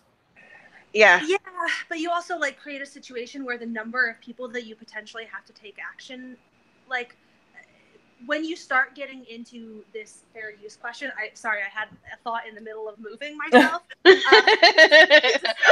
I want to share my thought or relocate more, which is more important to me? But I think like you create a whole other sort of legal situation in terms of like you can't selectively target. Like they can't selectively choose who they're going to go after, because then like there's sort of you can counter argue that like they're not that is then part of the defense. And so I think like that's where you get like the hesitation for why they would be slightly less likely to pursue anything, because right, it's opening a kind of a can of worms, really. Yes. Yeah. Something that I deeply appreciate about just the timing of BookNet Fest is that last year we had the whole Handbook for Mortals thing happen around this same time, and then BookNet Fest happened, so we got to reference it all the time. And then this year Dick Soap happened, so we're like, that's gonna get referenced a ton, and we're like, yes, thank you for giving us material to work with. Like, I really appreciate that this is a time of year that everything goes crazy on YA Twitter, so that we can then reference it at our event. I appreciate that. Right. I think it was the keynote where we were like, hey guys, we're gonna teach you how to cheat your way onto the New York Times bestseller list. And everybody was like, oh. I mean, ask me about the bestseller list hashtag. Right. I wasn't shocked at all when that happened, because I already knew that the system could be gamed. Someone had explained it to me, and I was like, publishing is lies. It's actually really like I think Lainey Serum's banana cakes, but I'm like, she basically proved that it could, like, made it really clear it could be done. And I'm like, it happens all the time. I'm ruining everything people think, but the New York Times bestseller list isn't real. It's not actually based on sales. Right. Yes. Yeah. Like, it's not like BookScan data. It's just, it's not just based on that. Exactly. Yeah. People are like, really? I'm like, yeah, it's a good and a bad thing, because fresh new titles can get on the list not based on sales. They can get on based on buzz, which is very good for those titles. Yeah. But yeah. And at BookNet Fest, feel free to ask me my feelings about ACOTAR being classed as YA, because I have so many feelings. I have been bitching about this for 3 years. Right. So when Dick Soap happened, I was like, ha. Exactly. I told you so. We had this whole conversation too, because I like, people didn't really know what NA was over on the Discord, and we were trying to describe it or explain it. It was fetch that tried to happen into this right, and then it did not. Right. Well, because the thing is, if your book is fantasy and the characters are adults and there's sex in it, it's just an adult fantasy. Right. And there's nothing wrong with that. Yeah. Oh, I have feelings about YA crossover. Lots of feelings. Yeah. We were talking about, I mean, I think the idea is of having something in between, like, you know, teen, YA, and adult is a very good one. But I don't know, NA just kind of missed its time and missed its footing. And I think the idea that you age down now to YA instead of aging up to adult is like, oh, I don't know about that. Right. Well, my problem is that the whole category YA is basically written for adults now. It's all skewed up, and there's a category of lower YA that you literally can't sell anymore. It has to be upper MG. Like, you could literally not sell Sisterhood of the Traveling Pants now. That book would not sell. It wouldn't exist. Ella Enchanted would not exist. because you can't write those books anymore. They're too soft and light because the entire market is skewed towards the 80% of adults who read YA. I say as an adult who reads and writes YA. Right. I did this. It's me. It's really fascinating when you look at the sales and you look at what counts as crossover. There's so many titles coming out next year where the protagonists are like 20, 21, 22. And I'm like, this is not YA. Oh, see, I haven't even noticed that. I haven't really been as in YA. And like, I forget, I've talked about this before. I'm really bad about like picturing my characters accurately. Like whenever I read a YA book, I picture them as my age, regardless of how old I am. I'm like, I started reading these when I was their age, and now I'm like, they're still my age. You know, it's a new book and they're still my age. It's So, a 30-year-old high school student. It's fine. Exactly. Yeah, I mean, I grew up watching Dawson's Creek and Buffy, where like everyone was 30. Right. Like that's how they look. That's how teens look. And Cordelia Chase, high school student. Exactly. So like, it's just So it's really rough for me to even like understand that these YA characters are supposed to be like 16, but to even hear that they're like actually publishing them as like 20 and 21, it's like, what though? Like, I'm part of this problem though. My protagonist in my next book is 19. Whoops. Okay. Do it, and so I did it. No, well, no. There's a book coming out from a very popular YouTuber that is going to be great, but the protagonist is 20. Okay. Yeah. There's only so many books. Come on. Right. And, like, so but, I think it's going to be interesting with the industry, in crossover though. Fiction. So yeah. Crossover Wednesday fiction. Books. Wednesday Books specializes in adult YA crossover. They publish Rainbow Rowell. Oh, that's right. Wednesday. Yeah. That's publishing meta. Sorry. People are having a lot of feelings about this whole NA YA thing. Oh no. They always do. This is always a very big discussion.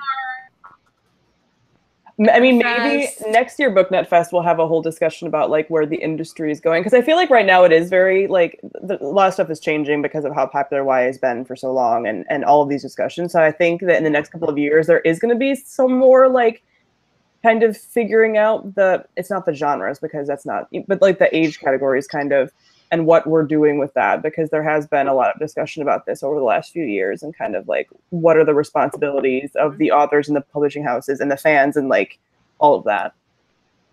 So well, and to be meta again, YA is also saturating. Mm-hmm. So you're going to we're seeing fewer breakouts, more washouts, less of a mid list, and so meaning they're going to buy fewer YA books. And so they're going to have to make some decisions about what are we buying and what is YA. So it's going to be really interesting over the next few years. Yeah, definitely. We did have a question about how do we keep up with all things book social media without getting overwhelmed? And do we limit who we try to follow, or just kind of keep up with it all? And how do we kind of function with that? Because this person is saying that the more that they follow, the more overwhelmed they get.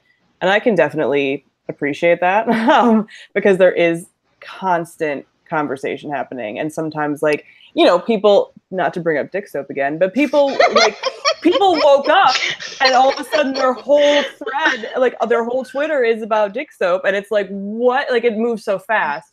So I do feel like there's a certain level of like overwhelm that you have to step back from sometimes. And, you know, myself finishing up graduate school, like I definitely have not been as engaged as I have in the past, because it's like I do not have the emotional energy for this right now. Even if it's not about anything super serious and it's just about phallic soap, like I sometimes just can't.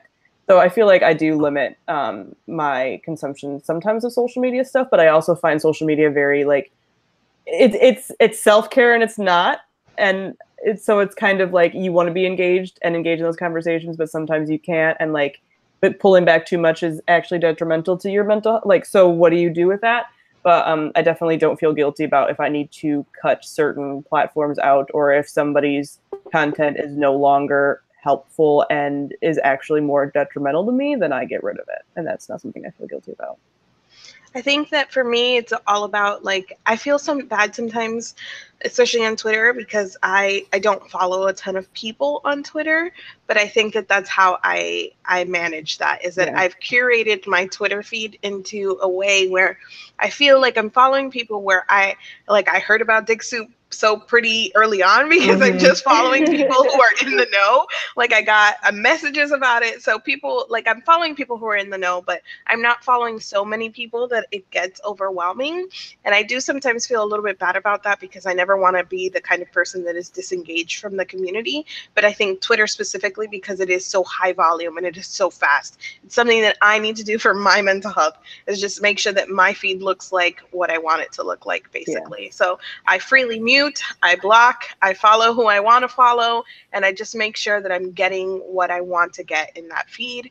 And it's a good way to stay informed. I'm still like getting what I need to receive in terms of information. I'm laughing, I'm enjoying, but it's not becoming so overwhelming because I'm not going to just hit follow back on whoever follows me, basically. Yeah, Definitely. I like stopped checking every now and then when I get a follow notification. Like I will look at it. But I had a friend recently who she had like a what's the word for it? But like a private Twitter, you know, just like she has her main Twitter, but then she has like a private whatever. And she was like, yeah, like. You know, like she mentioned to me that she followed me with it to like so that I could access this, and like completely went over my head. Like I just saw a cartoon follow me, and I like didn't engage with it. Like had no idea. Oh, this is like actually somebody that I know. This is an account that I'm active, but I'm like, no. Like if all it is a follow notification, there's nothing. Like there's no context for that. And I just like my Twitter is so overwhelming that I'm not going to seek out that context if I don't already have it. Yeah, I also freely mute. I selectively follow, and when it's real bad and Twitter can be really bad, I just go on YouTube binges or I only check Instagram because it can get really bad. And I'm in private Slacks where people will tell me all the best tea anyway, and so I just don't go on Twitter. It's too much. It's really too much. There's a drama every few days. Something is on fire in YA. Yeah. Ridiculous. I heard about Dick Soap through the Star Squad Discord first. Then I went over to Twitter and like I found it on Twitter. It was on Twitter too, but the first place that I saw it was the Discord. I mean, to be fair, the first place it broke for me as well was in a group chat. Like, I mean, so that's just like everyone, and then everyone came to Twitter like, this is where we talk about it. But like otherwise, everybody, I'm sure, heard about it through their like individual channels, and then like came to Twitter to be like, Twitter, did you hear? That's exactly what happened. Yeah, my agent texted me about it. It was really funny. I'm like, oh, I get to explain this. Okay. Yay. Yay. Well, so there's a thing called Fandom. That was fun. Yeah. Let's see.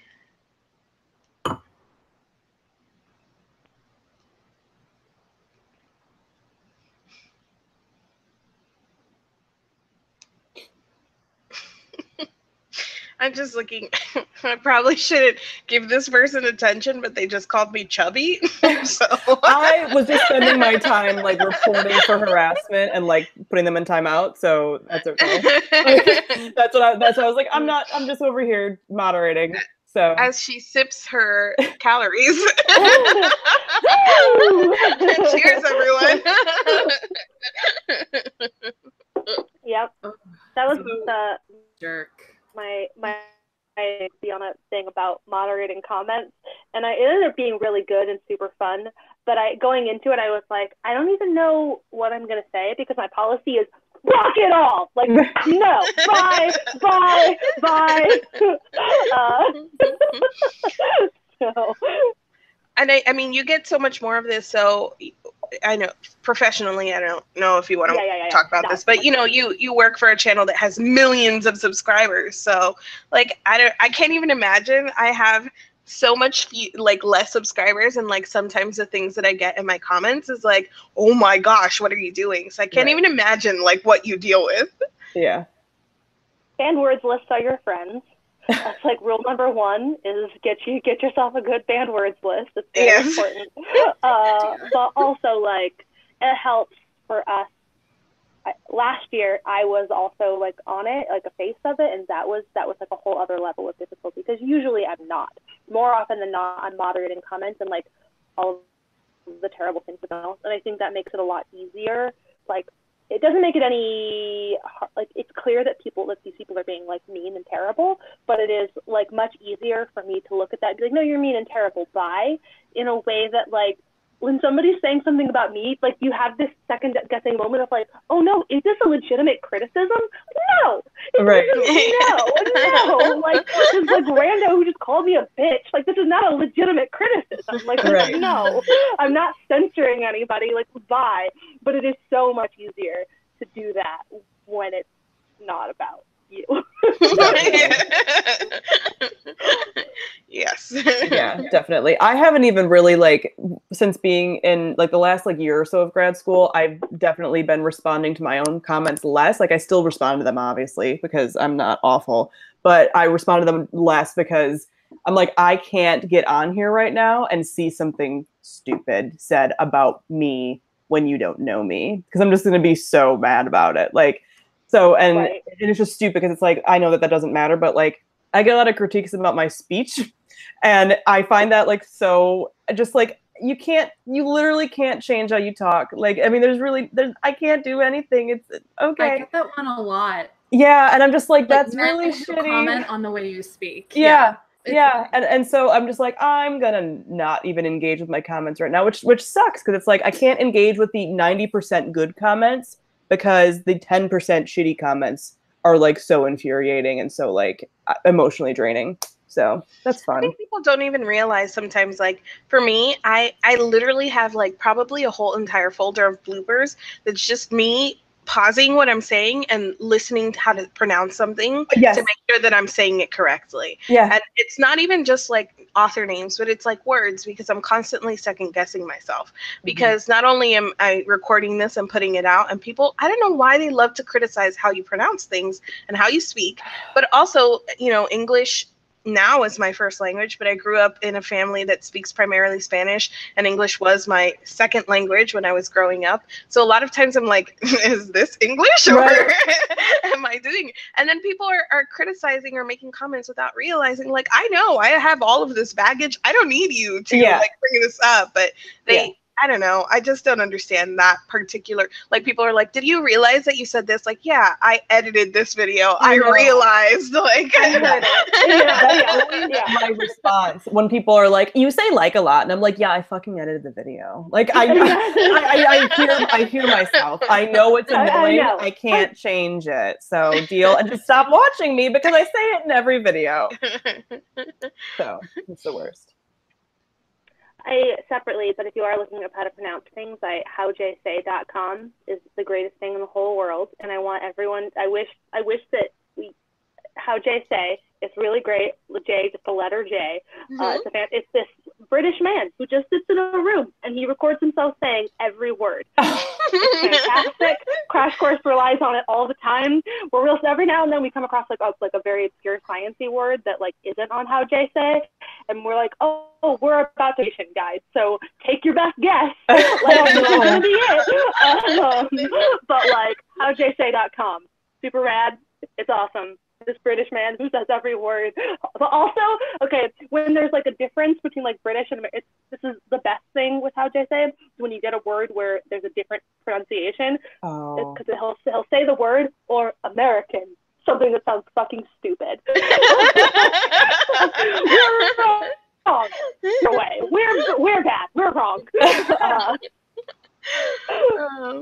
I recently saw the meme that is like the girl who does the ASMR videos, that she's like a teen and she does the one that she like sips and like.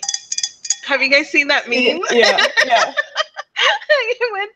I went down a whole entire rabbit hole of like figuring out where that meme came from, and then checking out her channel. I forget what it is, but it's something with Mac. Some Life with Mac, I think it's called. Is she just does ASMR videos or whatnot. But I always get so like entertained by the things that people make online, like what Jay say, like how did he decide to go just start pronouncing things and put it online, and this girl who's like eating her food and like tapping on her drink, and now she's like a meme, like, right, how do people decide to do this stuff? People probably do the same thing about us. That's true. Yeah, well, on the other side, just like talking about their books.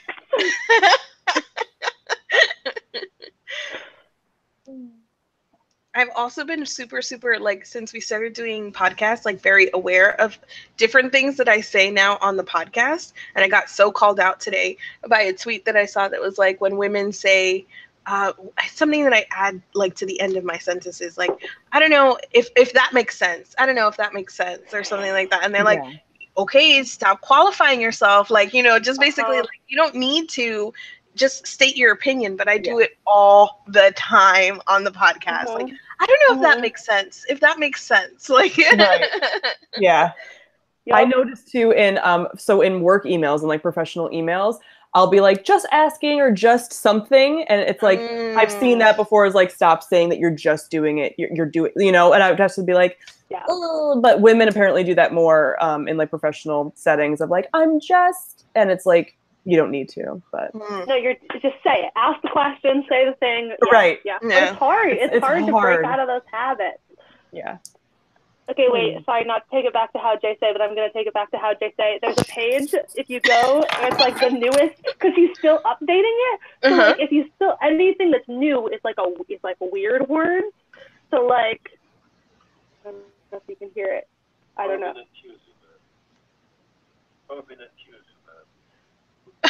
What is that? It's, I don't know if I've open, I don't know if I've got it on the screen or not. Yeah. There it is. Open is something. But Muab. I don't know. I don't even know what it means. I don't know, but it's great. It's great. I think you've just people do introduced weird shit on the internet. And like, I love it. I love that this man has decided that his calling is to help everybody know how to say every word. That's beautiful, and I love it so much. Very true. Somebody said that they banned just and an exclamation point from their work emails, and it's a game changer. I exclamation point all the time. Same. I have to go back through, and I'm like, okay, delete at least 3. Go.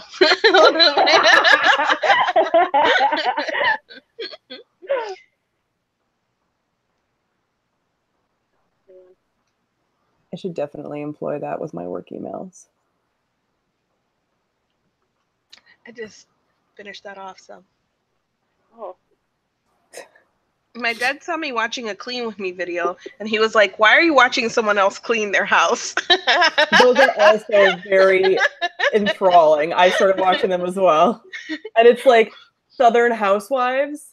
And so it's like, this is so not me. And they'll have like a lot of like just like an aesthetic that's not mine. And I'm still just like, what kind of soap are you using? Like, I mean, it's ridiculous. Like, it's so dumb. And they're like, this is good for getting little kids' fingerprints off your stuff. And I was like, I don't have children. You know, like, I mean, it's ridiculous, but they're very amusing. Online spaces are fun. Are there, I mean, I know you, like Sam, you watch beauty gurus a lot, but are there any videos or other communities on YouTube that you're kind of into, Alexa? I know you do AuthorTube, so is there anything else that you kind of dip your toes into? I'm also very into BeautyTube. I watch a lot of it. Okay. I like to watch people play The Sims. I don't know why. Oh, that's funny. It's fascinating. And then I play The Sims. It's great.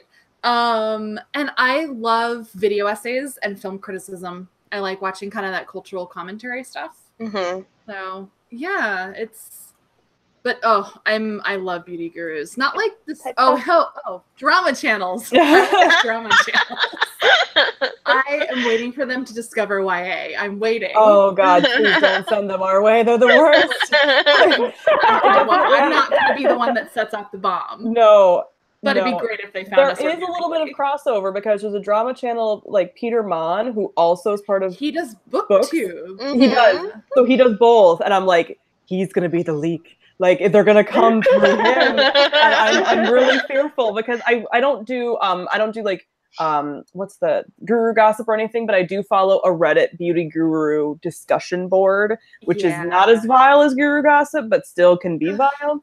Yeah, guru gossip is a special place. Yeah, it's just I don't go there because it's scary and sad. But like Reddit, I'll do still. I do check it. I'm terrible. I check it all the time. I can't. It's too nasty. But I do the beauty guru one. Yeah, it's just really hard for me now though, because like I look at Guru Gossiper and I'm like, but I know some of these people. I know you're wrong. I know why you're wrong, and I cannot say anything. Yes, that's why I can't check it. That's why like, I wonder why so and so did such and such, and I'm like, I know why. I know. Yeah. Watching like drama and gossipy stuff unfold, where you like know intimately the people and you know like the context, and like, and it's the worst. Especially like I have this happen most often with things where like my connections to the thing are known. So like I could be like, well, no, but like I can't. Like I can't, all sorts of professional reasons. Like I cannot dedicate all of my time on Twitter to defending all of my, all of my friends' professional choices. But like I want to so badly, and it is the most frustrating thing when I can't. Yep. Do you read your own reviews of your work, Alexa? I did. Ooh. I stopped. It was pretty painful. Yeah. What broke me, honestly, because I love reading reviews. I love snarky reviews. As a reader, I still love them.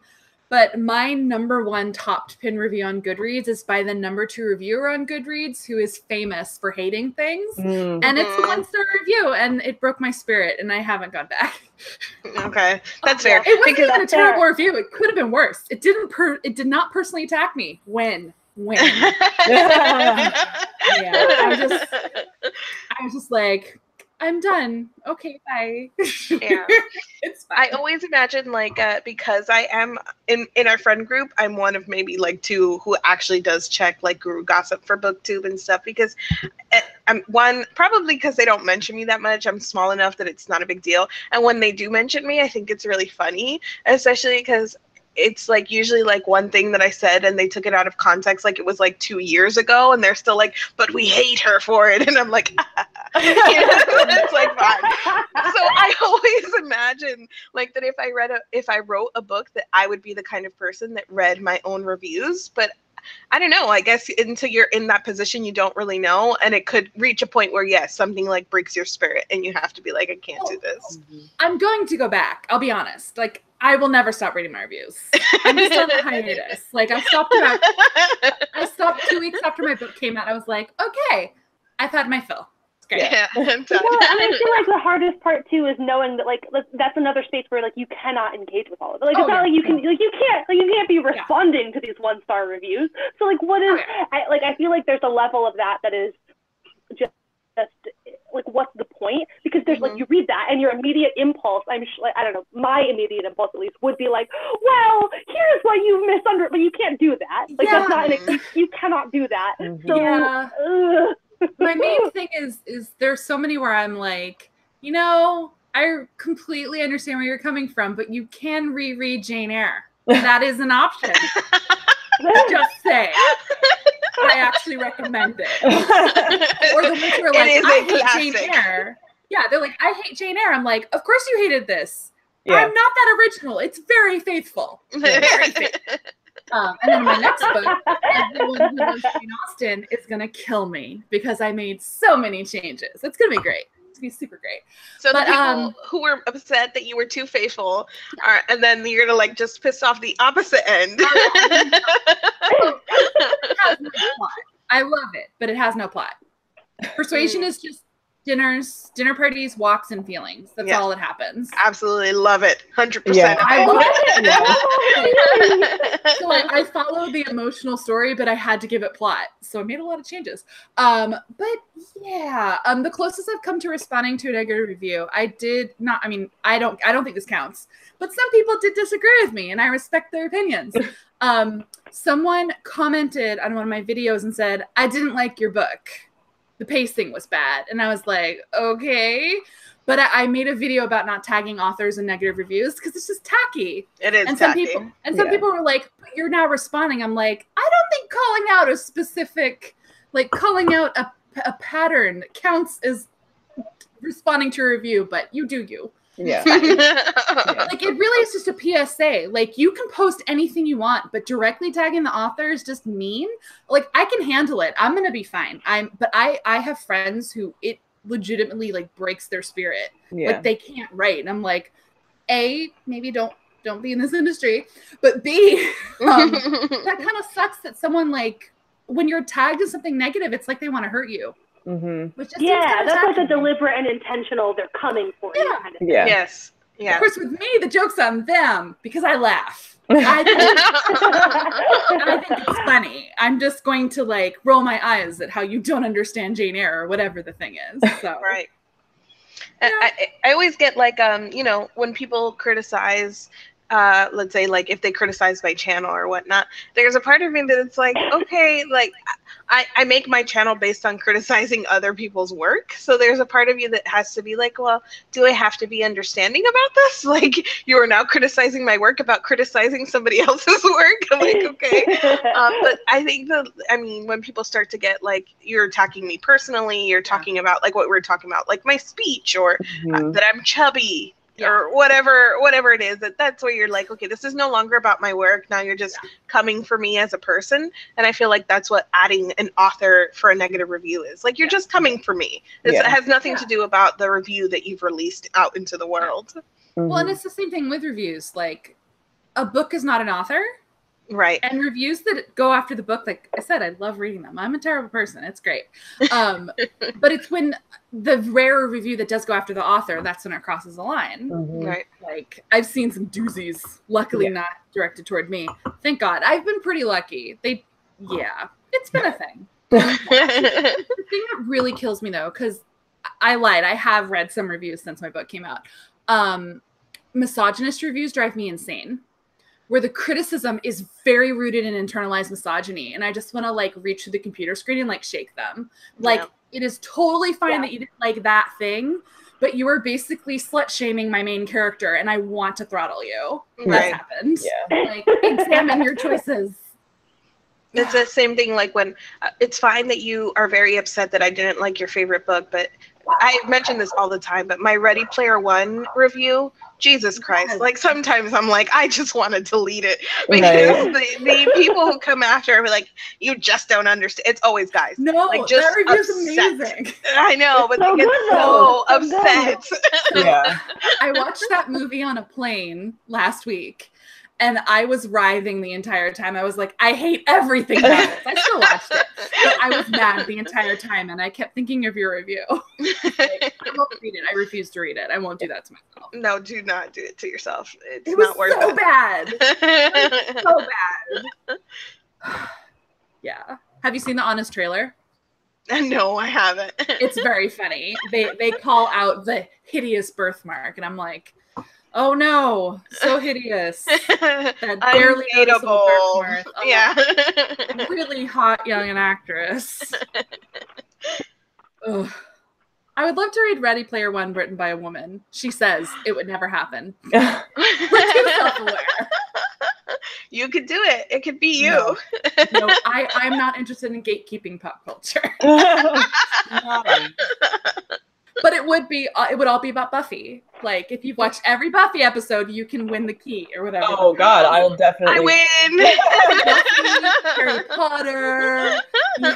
You have to understand what / fan fiction is to win, right? Jenny Nicholson has a video that's like it's just like a 10-minute vlog or whatever, but that's like a play on that idea. So like if I've also never read my only context for Ready Player One is Mari's video, but and this Jenny Nicholson video that is like a play on the idea of like if it was written by a woman. It's actually phenomenal. If you guys can look up that video, it like Nicole sent it to me. She's like, "Ha! Look at this!" It made my night. So, yeah, she nailed it in that video. So check it out. So speaking of talking about social media, well, not social media, but like media that people like, one of the perks that's still left on the Indiegogo is picking a Snark Squad pod topic. Yeah. Which I am personally shocked hasn't gone yet, because if it wasn't my event, I would freaking buy it. So like, I don't know what y'all are waiting for. Like, this is, I mean, if you guys haven't listened to Snark Squad pod, like honestly, take some time out of your day, like your commute, and listen to it, because it makes me so joyful. Not just because I know both of them, but also just because like it makes me so happy. So like, guys, if you want them to talk about your favorite media thing and hear them either like snark about it or like praise it with all the gushy rainbows, like buy that perk, because it's a good perk to have.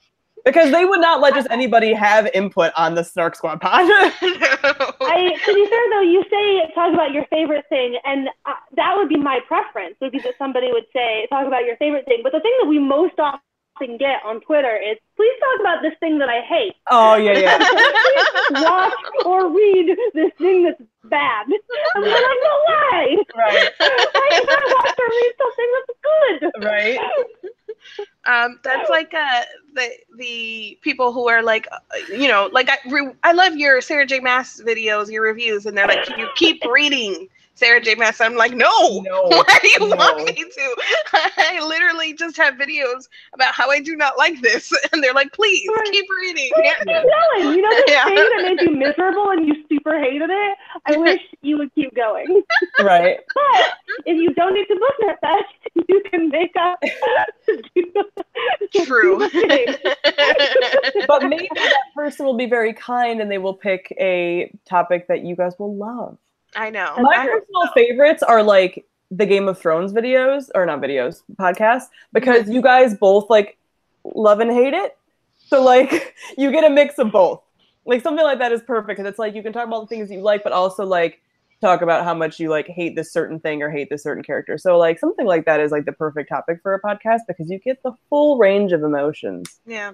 I think it's so funny because I spent the whole time like sending Nicole messages about how I'm not enjoying the reading experience, but then we get on the podcast and I was like, I love that. That's great. Like, I hold that grudge a little bit more. I hold the grudge of a terrible reading experience I hold on to it a little harder.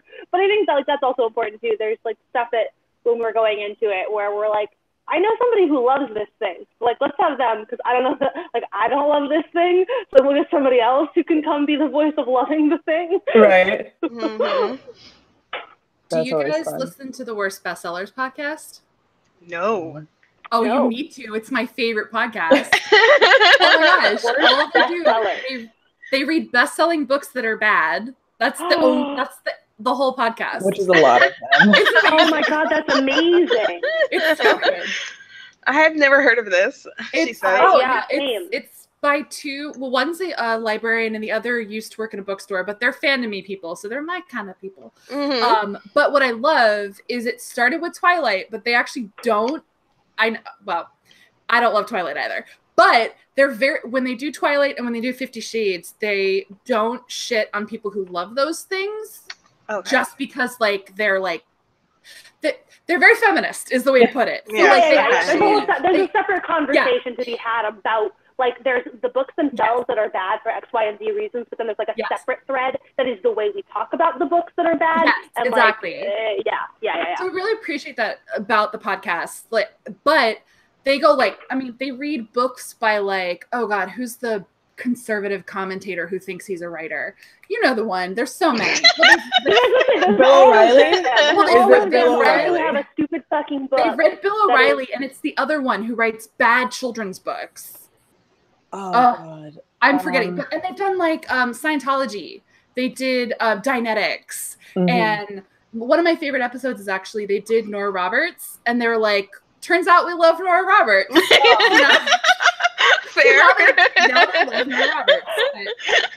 Usually it's bad though. They've done some blockbuster YA as well. One of my favorite episodes is The Selection because they describe it as this. They're like, these books are like a series of bottles of wine. And like, it's not the best wine, but you have to drink every single bottle. So it's the same thing. Like they're very circumspect, and the thing they do in every episode is they play a game called the Rock Paper Snicked, where one host says who Dwayne The Rock Johnson would be to fix the book, the other says who Wolverine would be to fix the book, and then their like guest person has to vote which one makes the book better. I love it. That is fantastic. I love the worst bestsellers. The worst bestsellers, yeah. And they post every other Monday, and I listen to it religiously. And if you do pull it up now, they do flashback summer. So in the summers, they read books from their childhood. So it's not necessarily bad books. So if you go and you're like, that's not a bad book for like the most recent podcast, that's why. So like they've done like Nancy Drew and like Goosebumps and like all of those. So those are just fun. Somebody asked, said, I've never read Nora Roberts. Should I? I plan on it because the podcast loves her that much. Has nobody here read Nora Roberts? My mom reads her. Okay, I went through a period in college where I just like, I was the editor for the entertainment section for our like university, the newspaper, the university newspaper, and I was just going through like something that I would do is like look at recent releases and like review them, and I picked up a Nora Roberts book not knowing like who the F she was. I was just like, okay, this is recently released, and I basically read it in one day, and I like went on like a binge of Nora Roberts like my freshman year of college. I don't know how I would feel about it today, but they are addictive and incredibly readable, and it's just they're like these like not mysteries, but they're like like mysteries, like somebody's trying to solve something a lot of the times in some of her books, but it's got like romance on the side of it, so it's like a cozy mystery, isn't it? It is so I don't know. But there's also historical Normas. There's Jane Robb Nora. Sadie Robb, she's got like she's got a gamut of and then there's paranorma Noras, which are paranormal Nora Roberts books. I know this because I went to Britt Bodice and I told them to recommend a Nora book for me, and I like paranormal, so I bought one. I just haven't read it yet. Okay. So I'm on deadline. She's definitely one that is popular because she's readable, absolutely readable. And if you want something that's just going to like entertain you and it's going to be like, you know, just refreshing to read, I would say give it a try. That's awesome. And I will say, Worst Bestsellers did do Sarah J. Maas, and I was mildly disappointed because they didn't go that hard on it. I mean, they love it. They love it. They actually really love it. So, just, you know, I know. It's me bringing my baggage. It's funny because my favorite podcast is Forever 35, and it's a podcast about like self-care, but like for people that are above the age of like, you know, 20. I mean, it can be a bunch of different things. And there's these two women that are really great, and sometimes some YA authors have been on there, but one of them was talking about how much she loves ACOTAR, and I was just like, oh no. And like, I just get very like, she's like, it's the best, you know, and of course I love parts of ACOTAR as well. So like, it's fine. But just the way that she's gushing about it, I'm like, I know things about this though. And now I'm like, please stop. So it's just one of those, like, when you're having somebody that is only like, she reads the books and she's gushing about something, and I'm like, I know more than you about this though. There's other books we could recommend instead. And like, I get very like, oh no. So yeah. Here's what I wish you were reading. She's sweet though. I loved the recap of the book because then I didn't have to read it. I'm like, this actually sounds like delightful crack. I just know that the writing style isn't for me. Like, I'm with Matt Inez on this. Like, obviously there's the content stuff too, but the writing style just doesn't personally speak to me, and that's okay. So there are books for everyone. Well, because you cannot be able to read a book by a particular author because you just don't jive with their writing style, and it doesn't mean you hate them or you hate their books. Yes. Everyone listen. It's not that we hate them or hate everything about them and want them to die. There's a lot of popular YA books where they bored me. And so I'm like, and that's just personal. I like more fanficky writing, to be perfectly honest. And I like distinct heroines with personalities, whereas other people like to insert themselves into the books. So like Twilight bored the heck out of me because I was like, she is a blank slate. You're right, but there are a lot of people for whom that is that's an experience that they're actively looking for. Is here's like a shell that I can. Yep. And there's all sorts of books for all sorts of people. And why can't we all just get along? But you know. Exactly. Yeah. Exactly. Which is one of the themes of BookNet Fest. Yes. Bringing it all back. Yeah. Yeah. So speaking of that, I mean, I'm just going to keep plugging perks because I feel like people should buy the perks on the fundraiser because, like we said, this event is hard to fund and money and AV. But also, you can have either myself or Mari read a book that we might either love or hate. And that's a perk. So if you want any kind of control over us, which some people want apparently, you can do that. My only stipulation is no horror. Marty, she'll read anything. So I totally we were talking about like people making us read things that were like, why? But then I'm like, yeah, sure, I'll read it. Like I will read anything. Yeah. I'm Yeah, I'm surprised like, that please you don't. didn't also have a no horror. I'm surprised that there's only that's a one-sided. That's interesting. I guess, I don't know. If I had to, I would not choose that for myself. But if somebody was like, here, have some money and read this horror book, I would. I also feel like there's a low odds Sure, that people would make you read a horror money. book. Right. The money. It's all about the funding.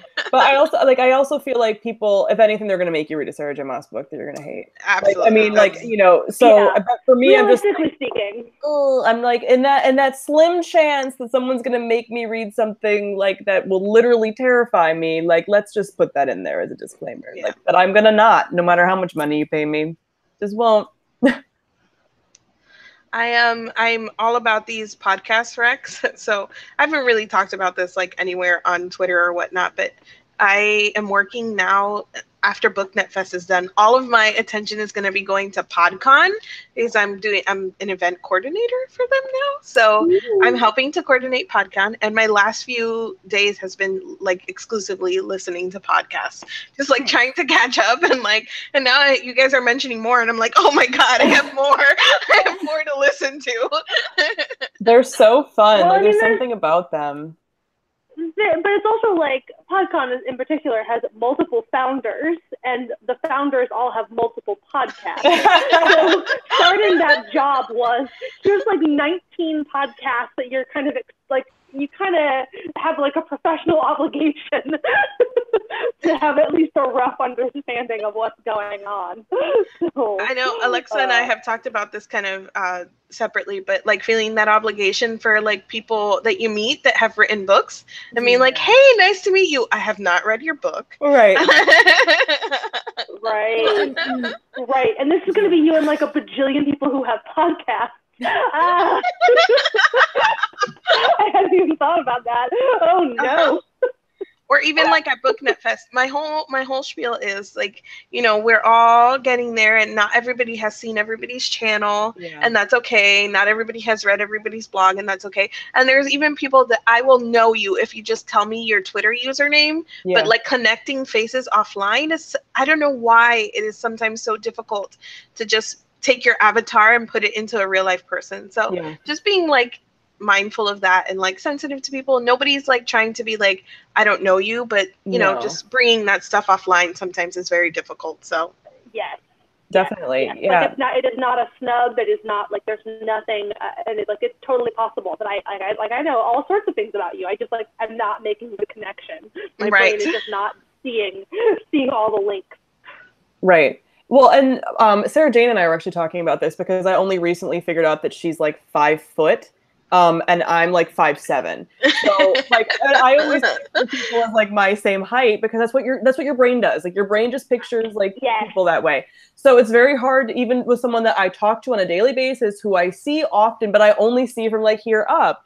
So even like I know Mari's short, and I've met her, and still I'm like, she's my height because I see like you just like right now we look the same. The internet. I am 5'9", and this is my experience with every woman that I meet from the internet, like in person. Because I'm always like, oh, you're shorter than me. I should expect this by now, but like I slouch too, so I don't look 5'9", you know. But then like there's just always a moment of like in person of being like, oh, I'm like. I don't know. I feel like my assumption is like if I'm here and someone's here, I'm like, oh, we're the same height. Whereas like when I'm not the same height, I'm like, oh, you're much taller than me. Right. Yeah, I honestly think we're all 5'10". I was just assuming that. I'm taller than people think I am. This happened to me the other day. I was talking to someone about another person that we know, and I was like, oh yeah, she's tall. They're like, she's 5'2". I was like, you're lying. She's gotta be like 5'8". They're like, no, she's 5'2". I was like, well, she's very well proportioned and she must wear heels. I've met this person more than once, and I could have sworn they were 5'8". So That's why at events, I always am like, hi, I'm Marinés. And that seems weird because people are like, I know, you made this thing, like you made BookNet Fest, Right. but you just never know if somebody's recognizing you, and it opens a door for them to be like, hi, I'm so-and-so in return. So that's my like quick tip too, is just to be like, hey, I'm Marinés, and open up with an introduction. So it's not awkward if you're not recognizing somebody. Right. Maybe not to say that, hi, I'm Marinés, because they're not. But like to say their name, you know, that would be recommended, you know. But yeah, no, definitely. Write your own script. Right, exactly. Plan it yourself. But yeah, there's been, I mean, and I think that's something that really speaks to like our attending other events as well as a tip, because there have been times where it's like you meet somebody and you're like, do they know me? And if you just introduce yourself like a normal person, it totally eliminates that, you know, like you don't have to worry about like, have you seen my videos? Like, just don't. I always go into everything assuming no one knows who I am and no one has ever watched my videos, and that's the easiest way to go about it, unless it's somebody that I know is my friend that has watched my stuff. Otherwise, I don't reference my stuff because it's like you might not have seen it, and then it's awkward. I'm gonna go up to Nicole and be like, hi, I'm Marinés. So you're gonna pick me up at the airport? Hey, girl. Nice to meet you. I'd safer that way. Definitely. Well, we are getting to the very last minutes of the live show because it is dinner time for you, girl. So I'm like, I have to leave. I'm gonna go watch Crazy Rich Asians for the second time. Oh, nice. Awesome. Amazing. So yeah, just like we said earlier, the next time that you see all of us will be together on the same footage or photo or whatever the case may be. So yeah, we will definitely leave the links for BookNet Fest down below in the description box once this is actually, just like if you're watching this after it's live. So you'll get to see all the stuff there. And definitely if you can contribute, I know we've been talking about this, but if you can contribute to the Indiegogo at all or donate in any way, it's super helpful for us. I mean, it's more than helpful. It's keeping us afloat. So like, it'd be a perk. It would like actually be, you'd be helping to pay for the event. So if you really like what we've talked about here and the discussions we're having here, want to see more of them, want to have them posted online after BookNet Fest, want to be able to go to BookNet Fest in the future, anything like that, then definitely support the event any way you can. Tell your friends to donate, tell your family, do whatever. All the perks that we listed are going to be still available there, and you can check that out as well. So thanks for joining us, guys. Thank you guys for joining, and we'll see you very, very soon. I can't wait. 20 days. Oh! All right. Everyone have a good night. See ya. Bye.